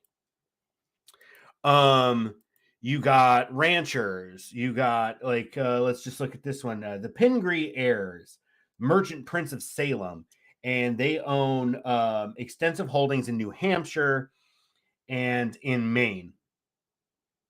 Their heirs, their 6th and 7th generation heirs, manage their timberlands, 830,000 acres. And you keep going this way. Here, this guy was mentioned by City Prepping, ranches, right? They're putting up solar farms and other things. Here's Ted Turner, number 4, 2 million acres. I mean, if this is his land and this is how he's managing his land, honestly, I don't give a fuck. Like, it does not bother me. And it mentions here that he's launching a new Turner Institute of Eco-Agriculture, operating as a nonprofit agricultural research organization. The Institute's objectives are to study sustainable natural ecosystems and related human economies, promote healthy soil, grass, water, and wildlife populations, and help ranchers and farmers gain the technical assistance needed to be successful. So he's doing that thing that David Montgomery and Ann Bickle were talking about, where he's actually using his massive holdings to try and do some research and figure out how best to run things. Right. And I think that the sad part is that, I mean, I am never going to say, no, let's not have this. Honestly, as I mentioned with the, send our national priorities, right? And sending weapons and shit abroad, or having a gigantic standing military or whatever. Like, I'd much rather see a huge network of agroecological research institutions, right. and or make that a condition of land ownership at this scale. But generally, like the people who own the timberlands, like you get in here, Reed family, top 3, timberlands, and they've just added to their portfolio, right? John Malone, who I found out, it says somewhere in here something about what was it? He's got some firm. I don't know. I guess he owns like Formula One racing. Like the whole thing? Yeah, I think so. Oh, I was looking at the holdings of a company that was mentioned. I might have been looking him up individually. But yeah, they own like a bunch of different brands and other things. So like super wealthy. I really don't like all that racing crap. It's just like, hey, how can we possibly accelerate global warming as quickly as possible? I know. I was never into cars. My dad was into Indy, whatever it's called. Oh, the Indy 500. Yeah, it's not called Formula One. There's a different like circuit or league. Or no, there's a whole bunch. There's that. There's NASCAR. There's a bunch of different racing types. They all have different rules for like how much the car can cost. If it needs to be like NASCAR literally stands for stock, like North American Stock Car Association of Racers or something. Which is funny because none of those are stock. No, but I think they all have to start off stock, and then you can modify it within certain parameters. And so they all have their own different rules, but it's like in the end, you're just watching people go around in circles or long loop-de-loops or whatever for far longer than is necessary, like so many laps. And it's like, this is just to bolster up the gasoline consumption. It's for entertainment, right? And so like, I mean, you generally like, I don't watch a lot of NASCAR, so I don't want to say it, but I would assume that you kind of know who's going to win in the first like couple laps. Are you saying NASCAR's rigged? Is NASCAR like wrestling? No. I didn't say rigged. You got the heels and the whatnot. No, I was just saying that, like, I don't know a lot about NASCAR, but I think you would know who. Oh, I see what you're saying. No, I'm just saying that once you get ahead and you have a good driver and a good car and a good team, Yeah. like, I don't know. I don't pay that close of attention to know who the champion teams are to say that there's a pattern. You got to watch It's Days not of like the Thunder. fucking That'll teach you everything you Patriots. need to know. It's not Deflategate. Anyway, so he owns a bunch of timberlands, right? And conservation lands. And then these people, this is the Emerson. Yeah, the Emerson family of Sierra Pacific Industries, which is huge on the West Coast. Yeah. Yeah, and they're considered the largest landowner. They've added 190,000 acres just in 2021. And now they have 2.3 million. Gotta catch it all. And they own Sierra Pacific. And this is the face of a fucking monster. Yeah. I mean, I don't want to say he's a monster, but like, you know, when we think the billionaire class and we think like Davos and shit, is this guy at fucking Davos? No. Let's do some Pretty research. fucking sure he's You not. know what? I'm guessing since he stays out of the limelight, like we know very little about him. Yeah, and you can look at the timeline here. Like over 63 years, they just keep buying it up. Right? Yeah. Damn, 1988. Buying it up. Gangbusters. They started with 120,000 acres. Yeah. Oh, in their first 40 years. I'm sorry. Yeah. So that's broken into several smaller purchases. Yeah. Dude, and you know, when people are like, you know, bringing up, I'll stop sharing that and move on to the next one. You know, when people mention forest fires and stuff in California, they're always, Gavin Newsom is just fucking, all those Californians don't want to cut the trees, don't want to do this shit. The vast majority of the lands that own in wildfires are either federal or private. The state of California has zero control over those lands. Not saying we have a responsibility. Cal Fire has a responsibility in many ways for fighting the fire, as does the Forest Service, U.S. Forest Service. Yeah. But generally speaking, California does not own or have jurisdiction over most of the timberlands. I often question why we bother putting some of them out.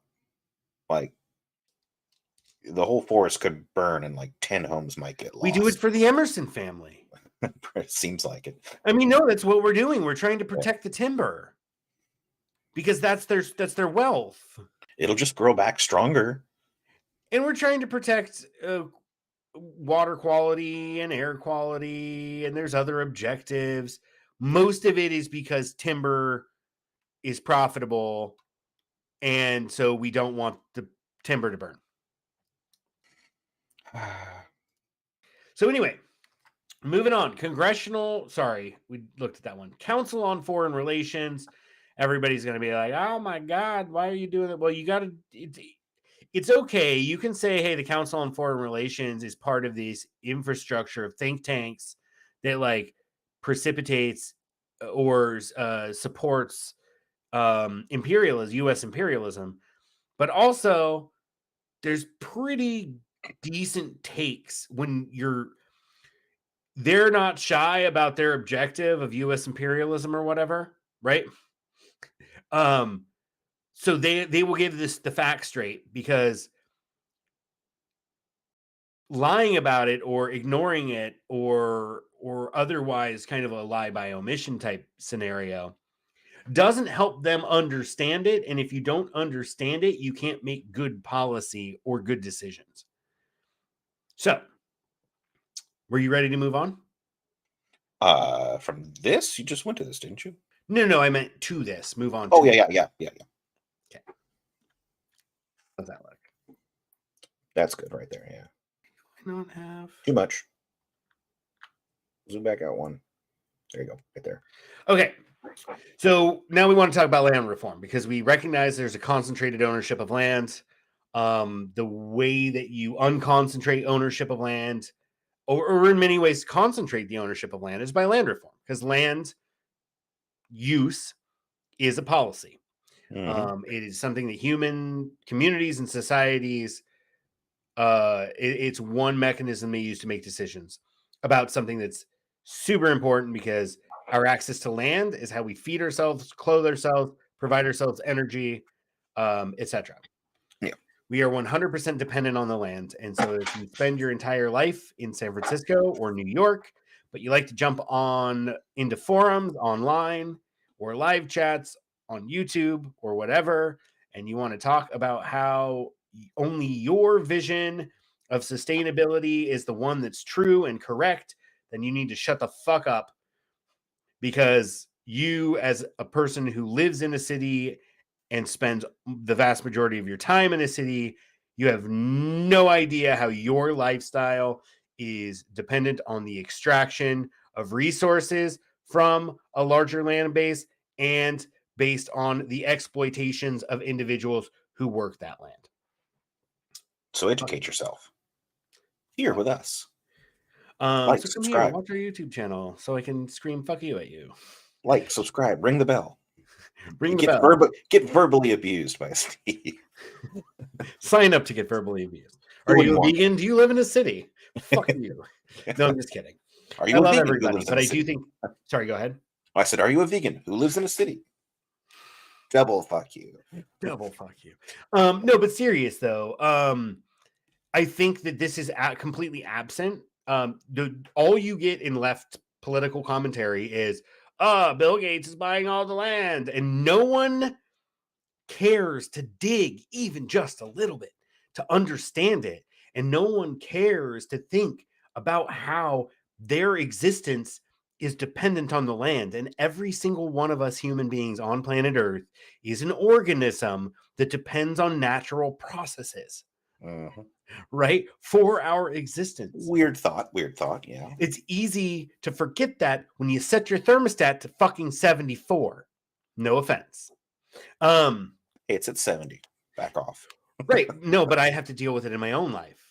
Yeah. With people complaining, oh, it's 65 degrees in here. It's so fucking cold. And it's like, how about we appreciate that it's colder in the winter and it's hotter in the summer? We're still controlling our our climate inside our house. But if we control it a little less, we can use less energy, and we can also just recognize the fact that you're going to be a little cold in the winter and you're going to be a little hot in the summer. Whatever. I mean, it's not like we're at risk of hypothermia or whatever the heat equivalent is. I forget what it's called. Hyperthermia? Hyperthermia? I think you're right. Yeah, probably. Maybe. Hyper? Yeah, I think so. That's how prefixes work, let's right? just read a little bit.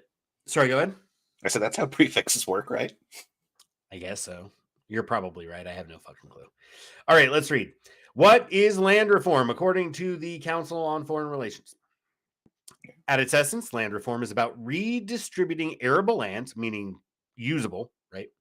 Whether previously collectivized by the state or held by rich farmers. The distribution usually proposes to take from the rich and give to the poor.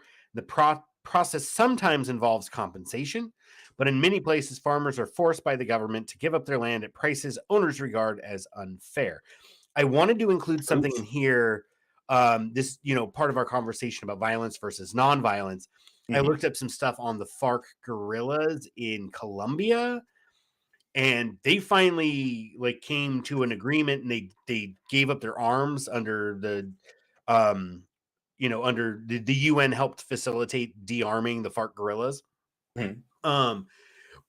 But central to their struggle was getting land. And so there's some really wealthy landowners there.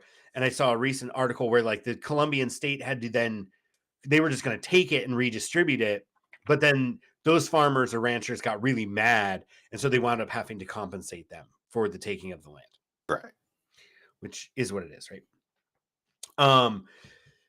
The goals of land reform are multifold: reducing poverty, expanding rural development, or returning land to its previous owners. So land back, which is a call of indigenous activists, at least here in North America, is essentially a call for land reform. It's one of the only ones you see in left political spaces. Land back is the only land reform we talk about, which is reparations. Fine. We should give land back. Yeah. Especially these gigantic timber holdings. I don't see why 80% of that can't be distributed to the peoples whose territorial land it is.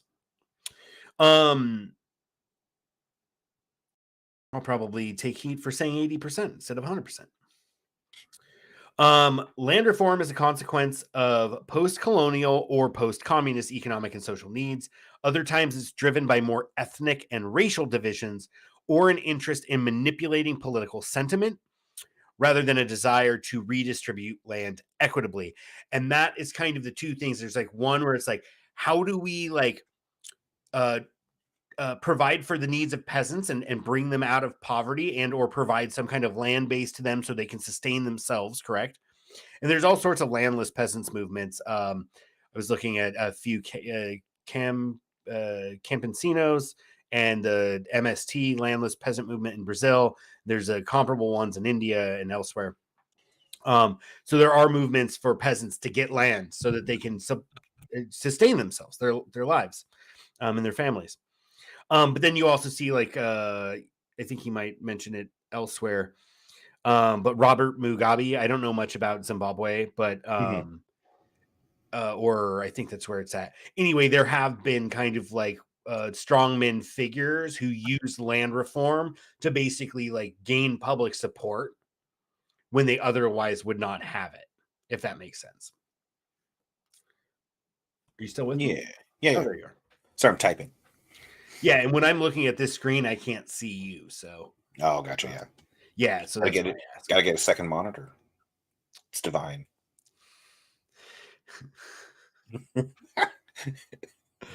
Bro, I sit at this computer long enough to do this shit like once or twice a week. And then like I sat at it the other night or yesterday when we were putting the show together. And other than that, I hadn't fucking sat at it all week. And that's a problem because I have like a bunch of stuff to do. But I've been planting fruit trees, as I said on Thursday. Yes. All right, let's keep going with this. Let's skip ahead to the history of land reform. Land reform dates back to Roman times.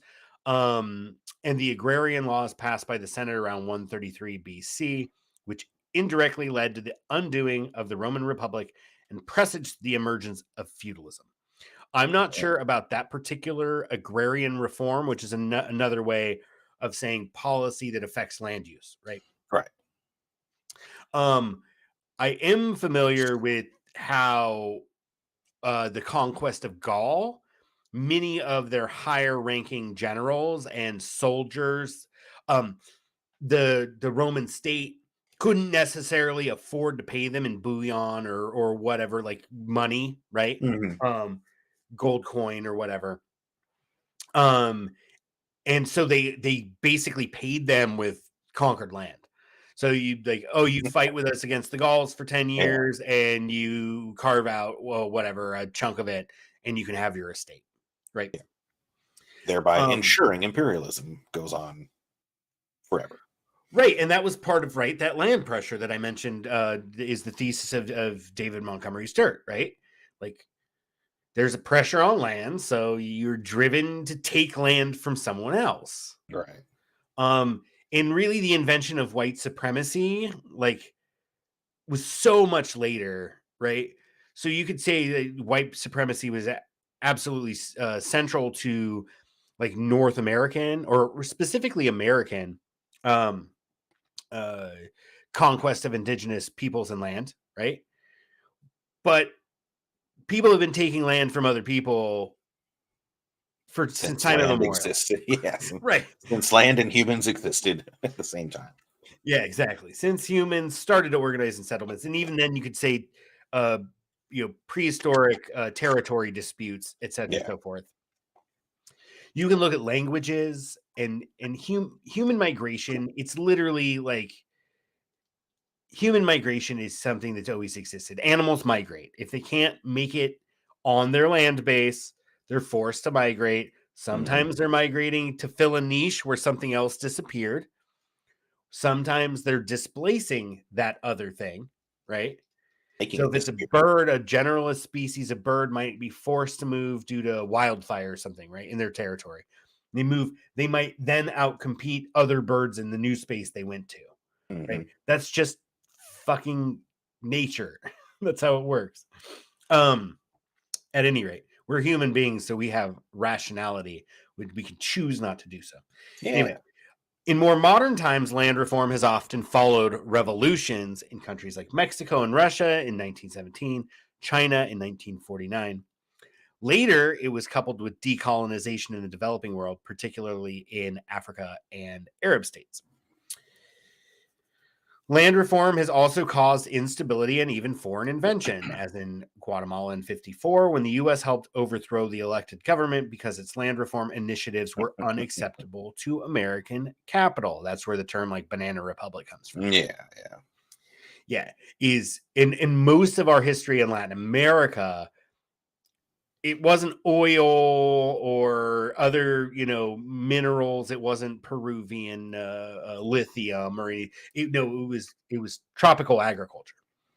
It was fucking pineapples and bananas and coffee and these plantation commodity crops, sugar, that our industrial concerns, our manufacturers in the United States needed these commodities to feed their industries. And that's why Smedley Butler is, famously mentioned war is a racket. And there's a line in there that's pretty well known where he's basically like, I was just, I was basically just muscle for like international agribusiness concerns. Yeah. It's fucking crazy, but that's the reality, right? And so you do kind of see some of this where, land reform causing instability. And there's also some other stuff that I was reading about, like, a lot of complaints that like land reform, just because you like redistribute land to peasants doesn't mean that it's used effectively. But then a lot of the times they're imposing these kind of like capitalist metrics or metrics rooted in this kind of philosophy or idea of economic growth. Yeah, I was about to say used effectively by whose standards? Yeah. Pardon me. Whoa. Precisely. That's what I was getting at. Is that so peasants being able to feed themselves is not necessarily the most efficient for producing commodity crops for markets. And so you see kind of mixed results. And I think it depends on a lot of factors. Certainly, land redistribution now, if you were to do that and be like, oh, we got to get people out of these unsustainable cities and onto the land producing their own food, because that's more resilient than having these like concentrated geographic points of production and distribution with a distributed consumption, right? And so that's not really a very resilient system, as we discussed. And so how do we make it resilient? Let's put more people on the land, right? The Back to the Land movement of the 70s was similar to that, right? Fuck civil society. Let's just go back to the land and rough it or whatever. Yeah. Well, it's pretty romantic of an idea because it's really hard and it takes a lot of technical skill, and it's really kind of insulting to farmers and producers. And I don't just mean like large farmers here in the United States, but like peasant farmers. Like to say, oh, they're poor peasant farmers, they must be stupid, when like there's a vast amount of fucking knowledge required to produce food. It's not something anybody can do. And again, vegans who live in the city who don't have an allotment in a community garden or whatever, they'll like to tell you that it can be done differently, but they've never actually tried to do it. Right? Well, and I can tell you, I don't want to do it. Like, I love it. It's a lot of hard. Well, I mean, yeah, but it's a lot of hard work on a large scale. For sure, 100%. Yeah. All right. I wanted to wrap up around this time, so we're almost done. Some types of land reform. This is what I really wanted to draw attention to. Land reform movements generally fall under two categories: transformational and populist. That's what the introduction kind of was referring to. Mm-hmm. Transformational reform is not just about breaking up concentrated land holdings or redistributing land, but about breaking down the systems that created them. Populist reform, on the other hand, focuses solely on breaking up large land holdings to redistribute to small holders. It's a policy shift and not structural. Governments do it in response to rural unrest or to undermine revolutionary movements that challenge the state, right? They gave into the demand of the FARC guerrillas by redistributing land, right? Mm-hmm. Often after populist land reforms, there's a reconcentration of land holdings, which then requires another round of land distribution. Yep. And then there is a bit on how effective it is, which we kind of mentioned. Another problem is that the land is most often redistributed to the poor is the lowest quality and least arable land available. Mm-hmm. Right? So when they do redistribute land, they give you marginal land. Also, on top of that, you don't have the money necessary, so you need to take out loans. Suddenly you're back in debt. And as pointed out above, they can just take your land back when you don't pay off your debt. That's right. Yeah, and here, one of the reasons land reforms faltered in Africa is land was taken from skilled farmers and handed to unskilled ones. Oh, no.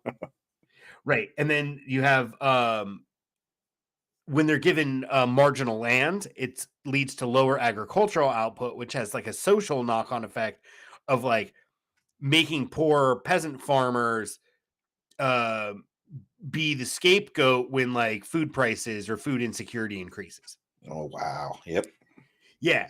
And then many of the land holdings are not redistributed to the poor, but to political cronies with little farming experience, so-called cell phone farmers.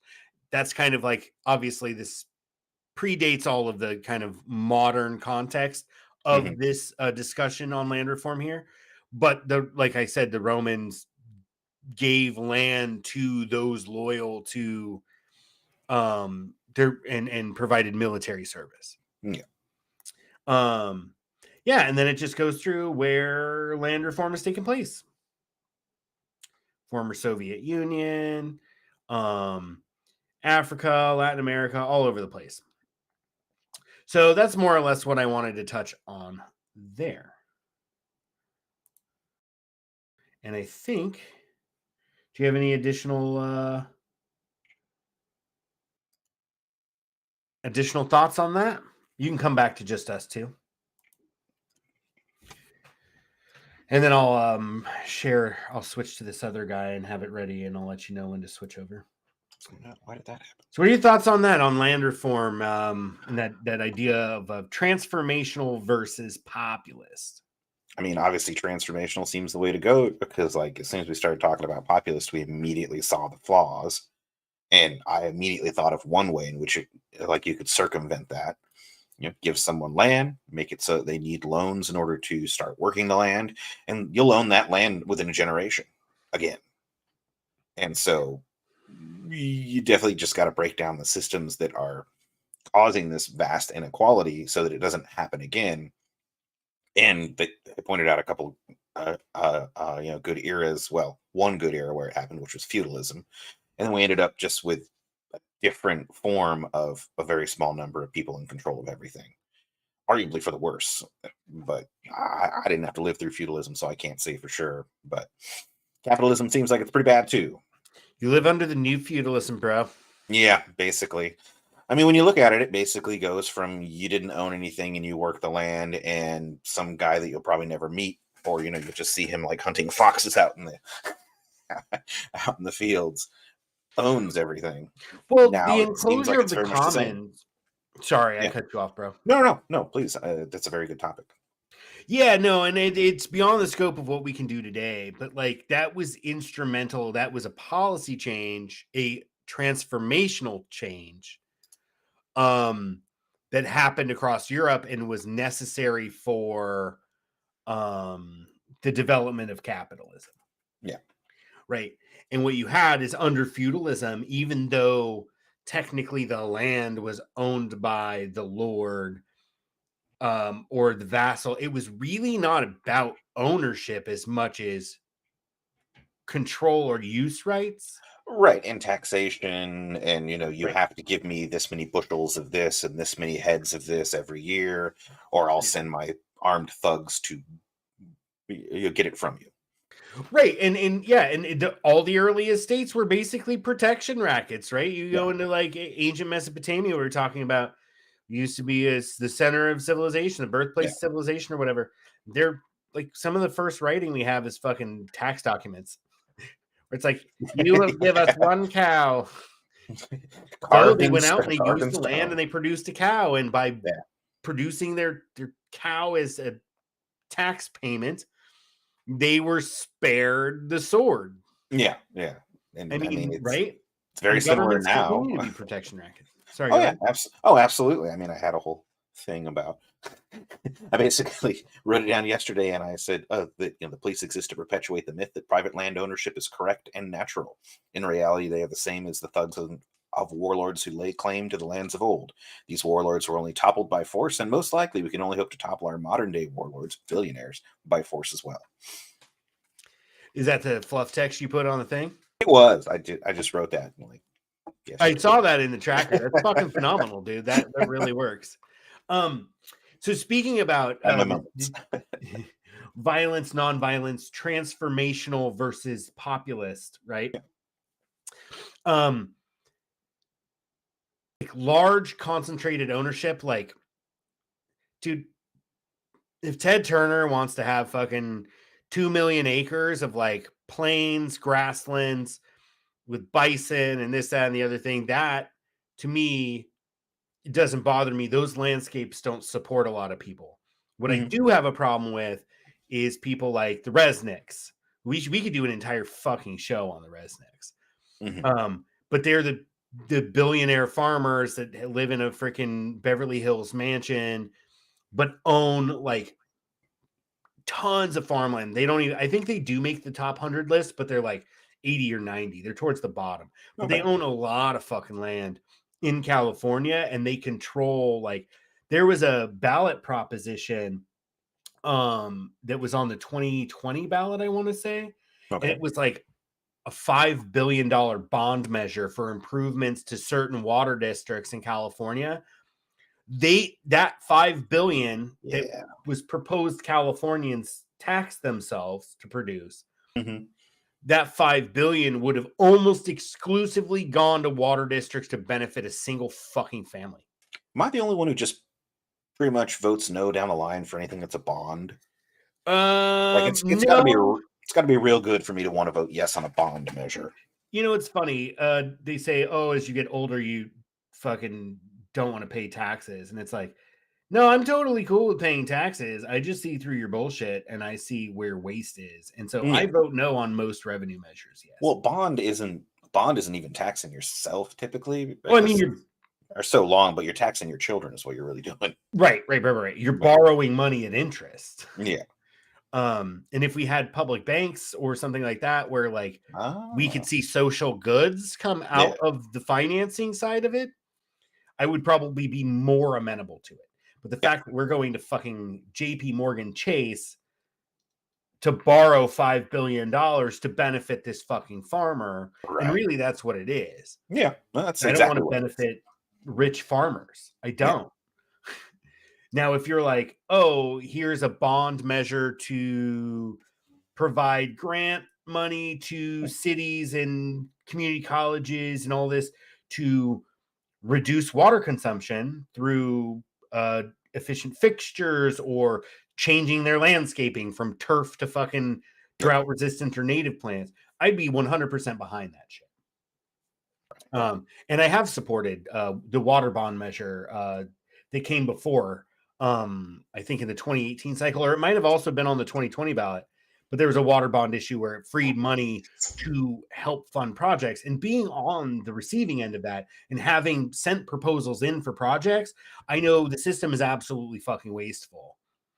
And and we should probably reject it generally speaking. But if it's going to go to one particular water district in the south part of the valley where the controlling like 80% stake in that water district is one fucking family that's growing shit that they probably don't need to be growing.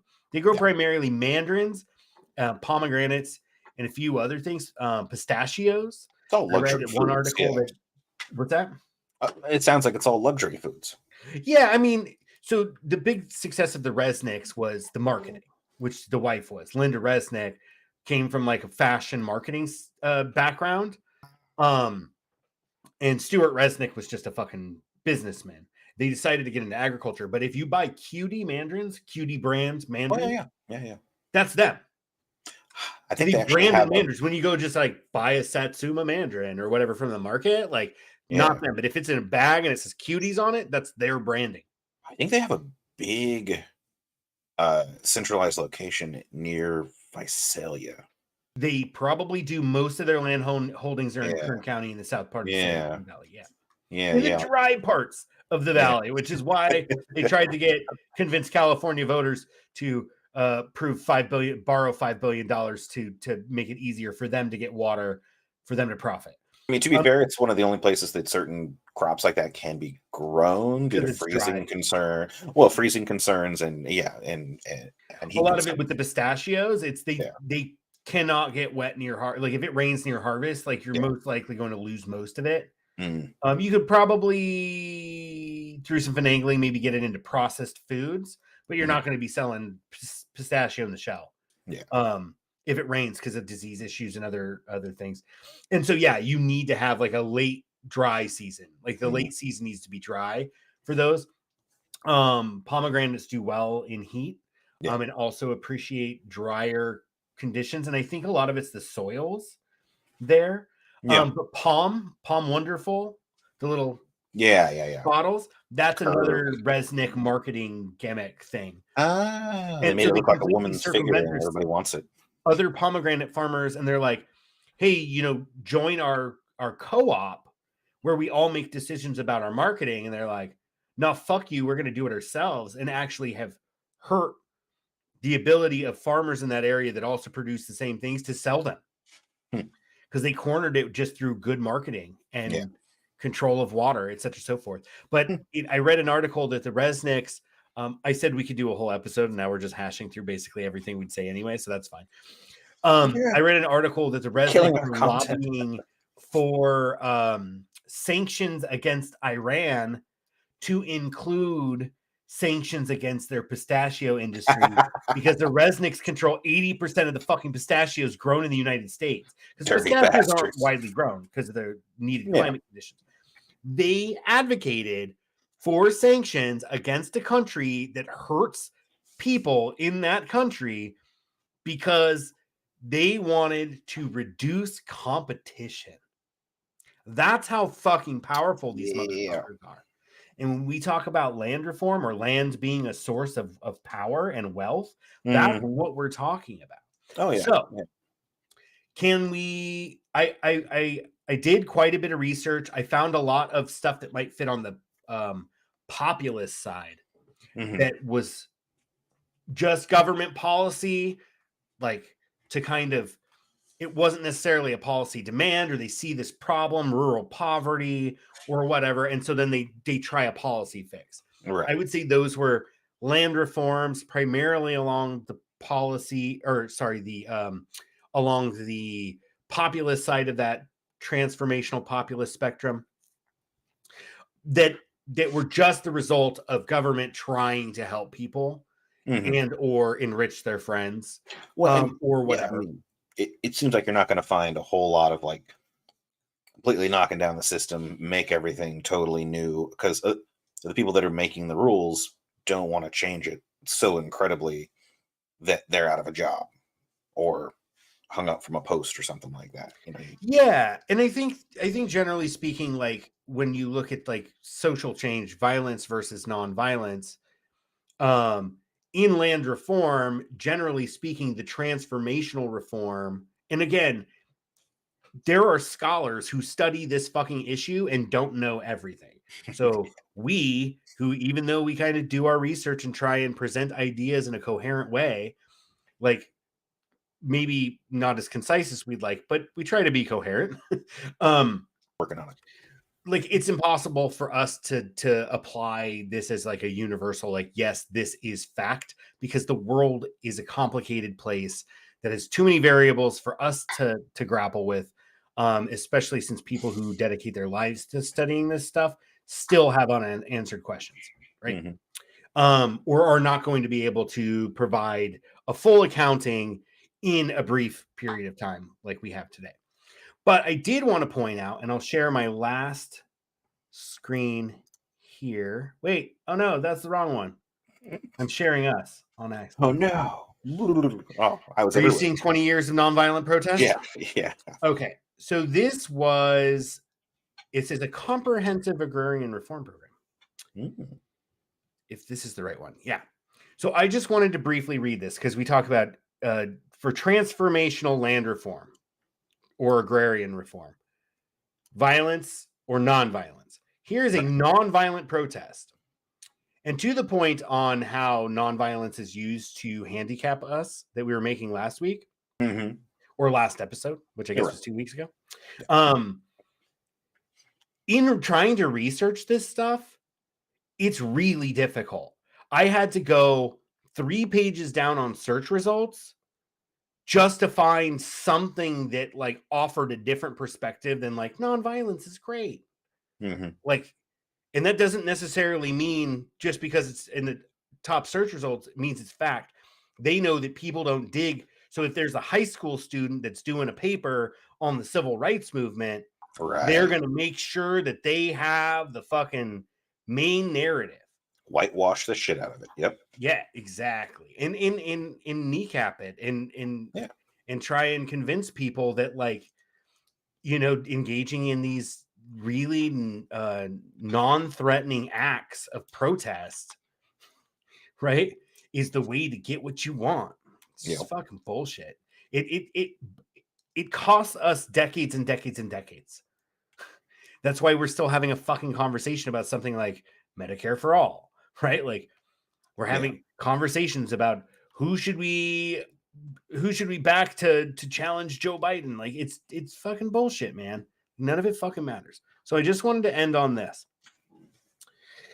In 1988, the Philippines embarked on a comprehensive agrarian reform program. A group of 137 indigenous farmers applied through the CARP for access to 144 hectares. I ran the numbers. I think that was like a 350 acres-ish of ancestral land from which they had been evicted 50 years earlier. So this was their traditional land. They got removed from it for whatever reason, built a dam or some multinational farming concern, bribed their way into it or whatever. Right. When government first awarded then withdrew their land titles, farmers waged a 13-year campaign of nonviolent protest that included land occupation, campouts, hunger strikes, a 1,700-kilometer march, along with continuous dialogue with the private owners. In 2010, they obtained titles and a 2 million peso loan. So why did I draw attention to this? Because when we talk about land reform and nonviolence as a political tactic, or as a strategic doctrine, right? For waging social struggle for the things that we need to survive as humans in a changing world, right? And you look at this, they were doing hunger strikes and marches and occupations, and they did that for 13 fucking years for 350 acres. Yeah. And then they had to take out a freaking loan too. 350 acres, wage struggle. And I understand, I'm not saying it's worthless, right? This was their ancestral homeland. They wanted it back. But 350 acres is like, what do they generally say is a parcel of land needed to supply? It's like usually like 4 hectares, right?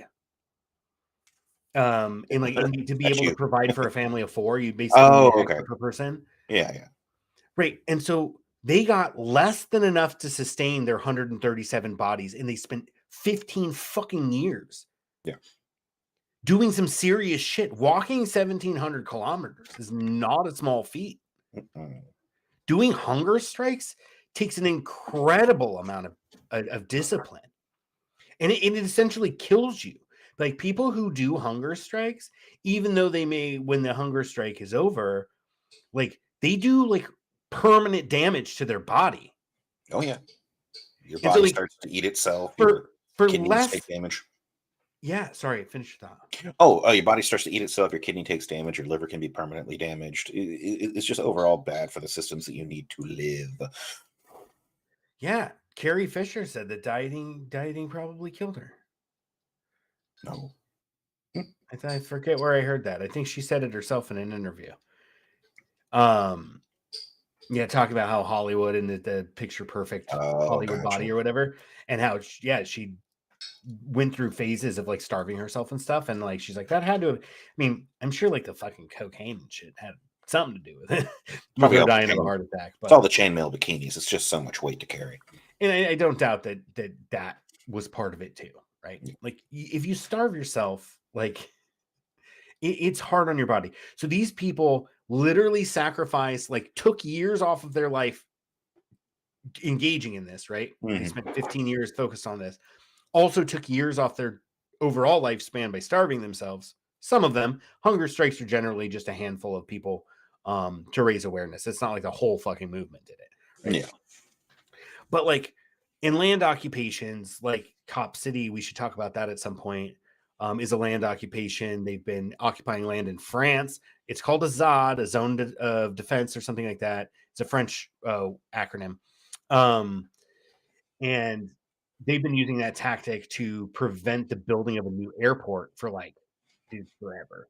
The French it just kind of gets to the point where they're like, fuck it, let them be. And they occasionally like have cops come in and try and evict them, and they just fucking fight the cops off, and then they leave them alone for a while, right? And they successfully occupied this land for a very long time. But anyway, what's that? Ow. Yeah. My point being is that, like, when we talk about, okay, so this would be what this isn't even transformational. This is policy. Because this isn't changing the system. This is just getting land title. Yeah, I mean, at the very last sentence, they got a loan, so you better believe they're going to lose that fucking land shortly. Right. I mean, we don't know. I don't know the condition of the title, right? Like, it could be in permanent trust, because land trusts are one way, and we didn't even fucking get to that, right? Because we're talking about specifically land reform, and concentrated land ownership, right? But you can have a permanent land trust where, like, the lands cannot be used as collateral in loans, and is held in perpetuity. And so, like, there is no way. But even so, if you don't pay your property taxes, the county takes it. And then ultimately, when all boils down, when the legal regime that manages land titles ceases to exist or becomes weak, people just run over it, and then it turns into warlords. Like, who controls the land and the resources? Yeah. The people who can most effectively use violence to control it.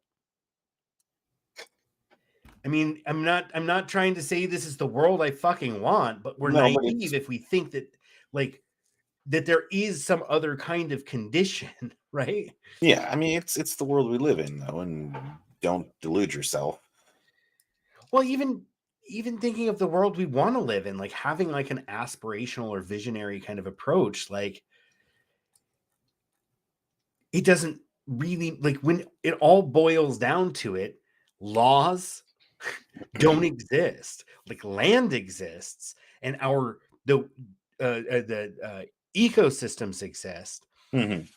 We, as biological organisms with basic biological, biophysical necessities, we are real, but the systems in place that mediate how we procure our calories and manage our waste, those systems are all fictions, and they only exist because we continue to validate them through our participation in them, if that makes sense. No, absolutely does. Just it's the same with money and other things like that. As long as we continue to believe in them, they continue to have power over us. And if we all woke up tomorrow and said, "No, that's not true or right, and I'm not going to put up with it anymore," it'd be gone within a short period of time. It wouldn't be easy, but it would be gone. You know, this I think was a fairly decent episode. We covered a lot of the stuff I wanted to cover. I definitely wanted to kind of double back on this violence versus nonviolence thing. You can come back to just us here too. I'll stop sharing. I am. If you didn't already. I did. Oh, you want to end with this? Okay. So we're gonna lead off with. Did you want to watch that? Yeah. Let's do it as a closer. So I'll do a sign-off statement. Today we talked about concentration of land ownership, specifically in the United States, but it's a global phenomenon. Some countries have better land tenure systems than we do here in the U.S. Our hyper-capitalist monopoly state, but ultimately crying about Bill Gates or fretting over Bill Gates's purchase of farmland is really that fear is unfounded. It's just an investment, largely. And just as other investors are buying land because land is a stable investment. And then we talked a little bit about and shed some light on that. You shouldn't be concerned about billionaire ownership because guess what? Canada owns more than that anyway. And the billionaires that you're concerned that own a bunch of land are not really the billionaires that own the most land. So you're really kind of pointing the finger at a convenient kind of caricature of the billionaire class. Their anxieties about monopoly ownership of land and resources are absolutely based in reality. That shit is happening. However, it isn't exactly what it appears to be at the surface. And so then we talked about a little bit about land reform and touched back on last episode's topic about violence versus nonviolent conflict, providing an example of land reform that took place without violence. And it was really not even enough to sustain the people who fought very, very long time at much great sacrifice to procure the lands, and it's not even enough to sustain them. Does that sum it? And so we talk about these things because ultimately land, we are biological organisms and we need it. And it's just one part of what makes us human. And yeah, when liberty dies, it dies with thunderous applause. Depressing, isn't it? And we're going to finish off with I don't want to do the whole thing, but no, I think you got it. Oh, how long the whole is it? thing? Yeah, they'll probably copyright us. I think the bit that I got at the last part is the part you were talking about. Everyone will like. So I'm That's the only part we need. So Ted Turner's the number 4 landowner in the United States, and he's the one with like the Eco Research Institute or whatever. Turner Media used to own baseball teams. He was just all over the place. He's a rich motherfucker, but he was listed in the land report as number 4 largest landowner. 2 million acres this guy owns, and he also wants to use it for research and studying how to manage grasslands. And I am 100% here for that.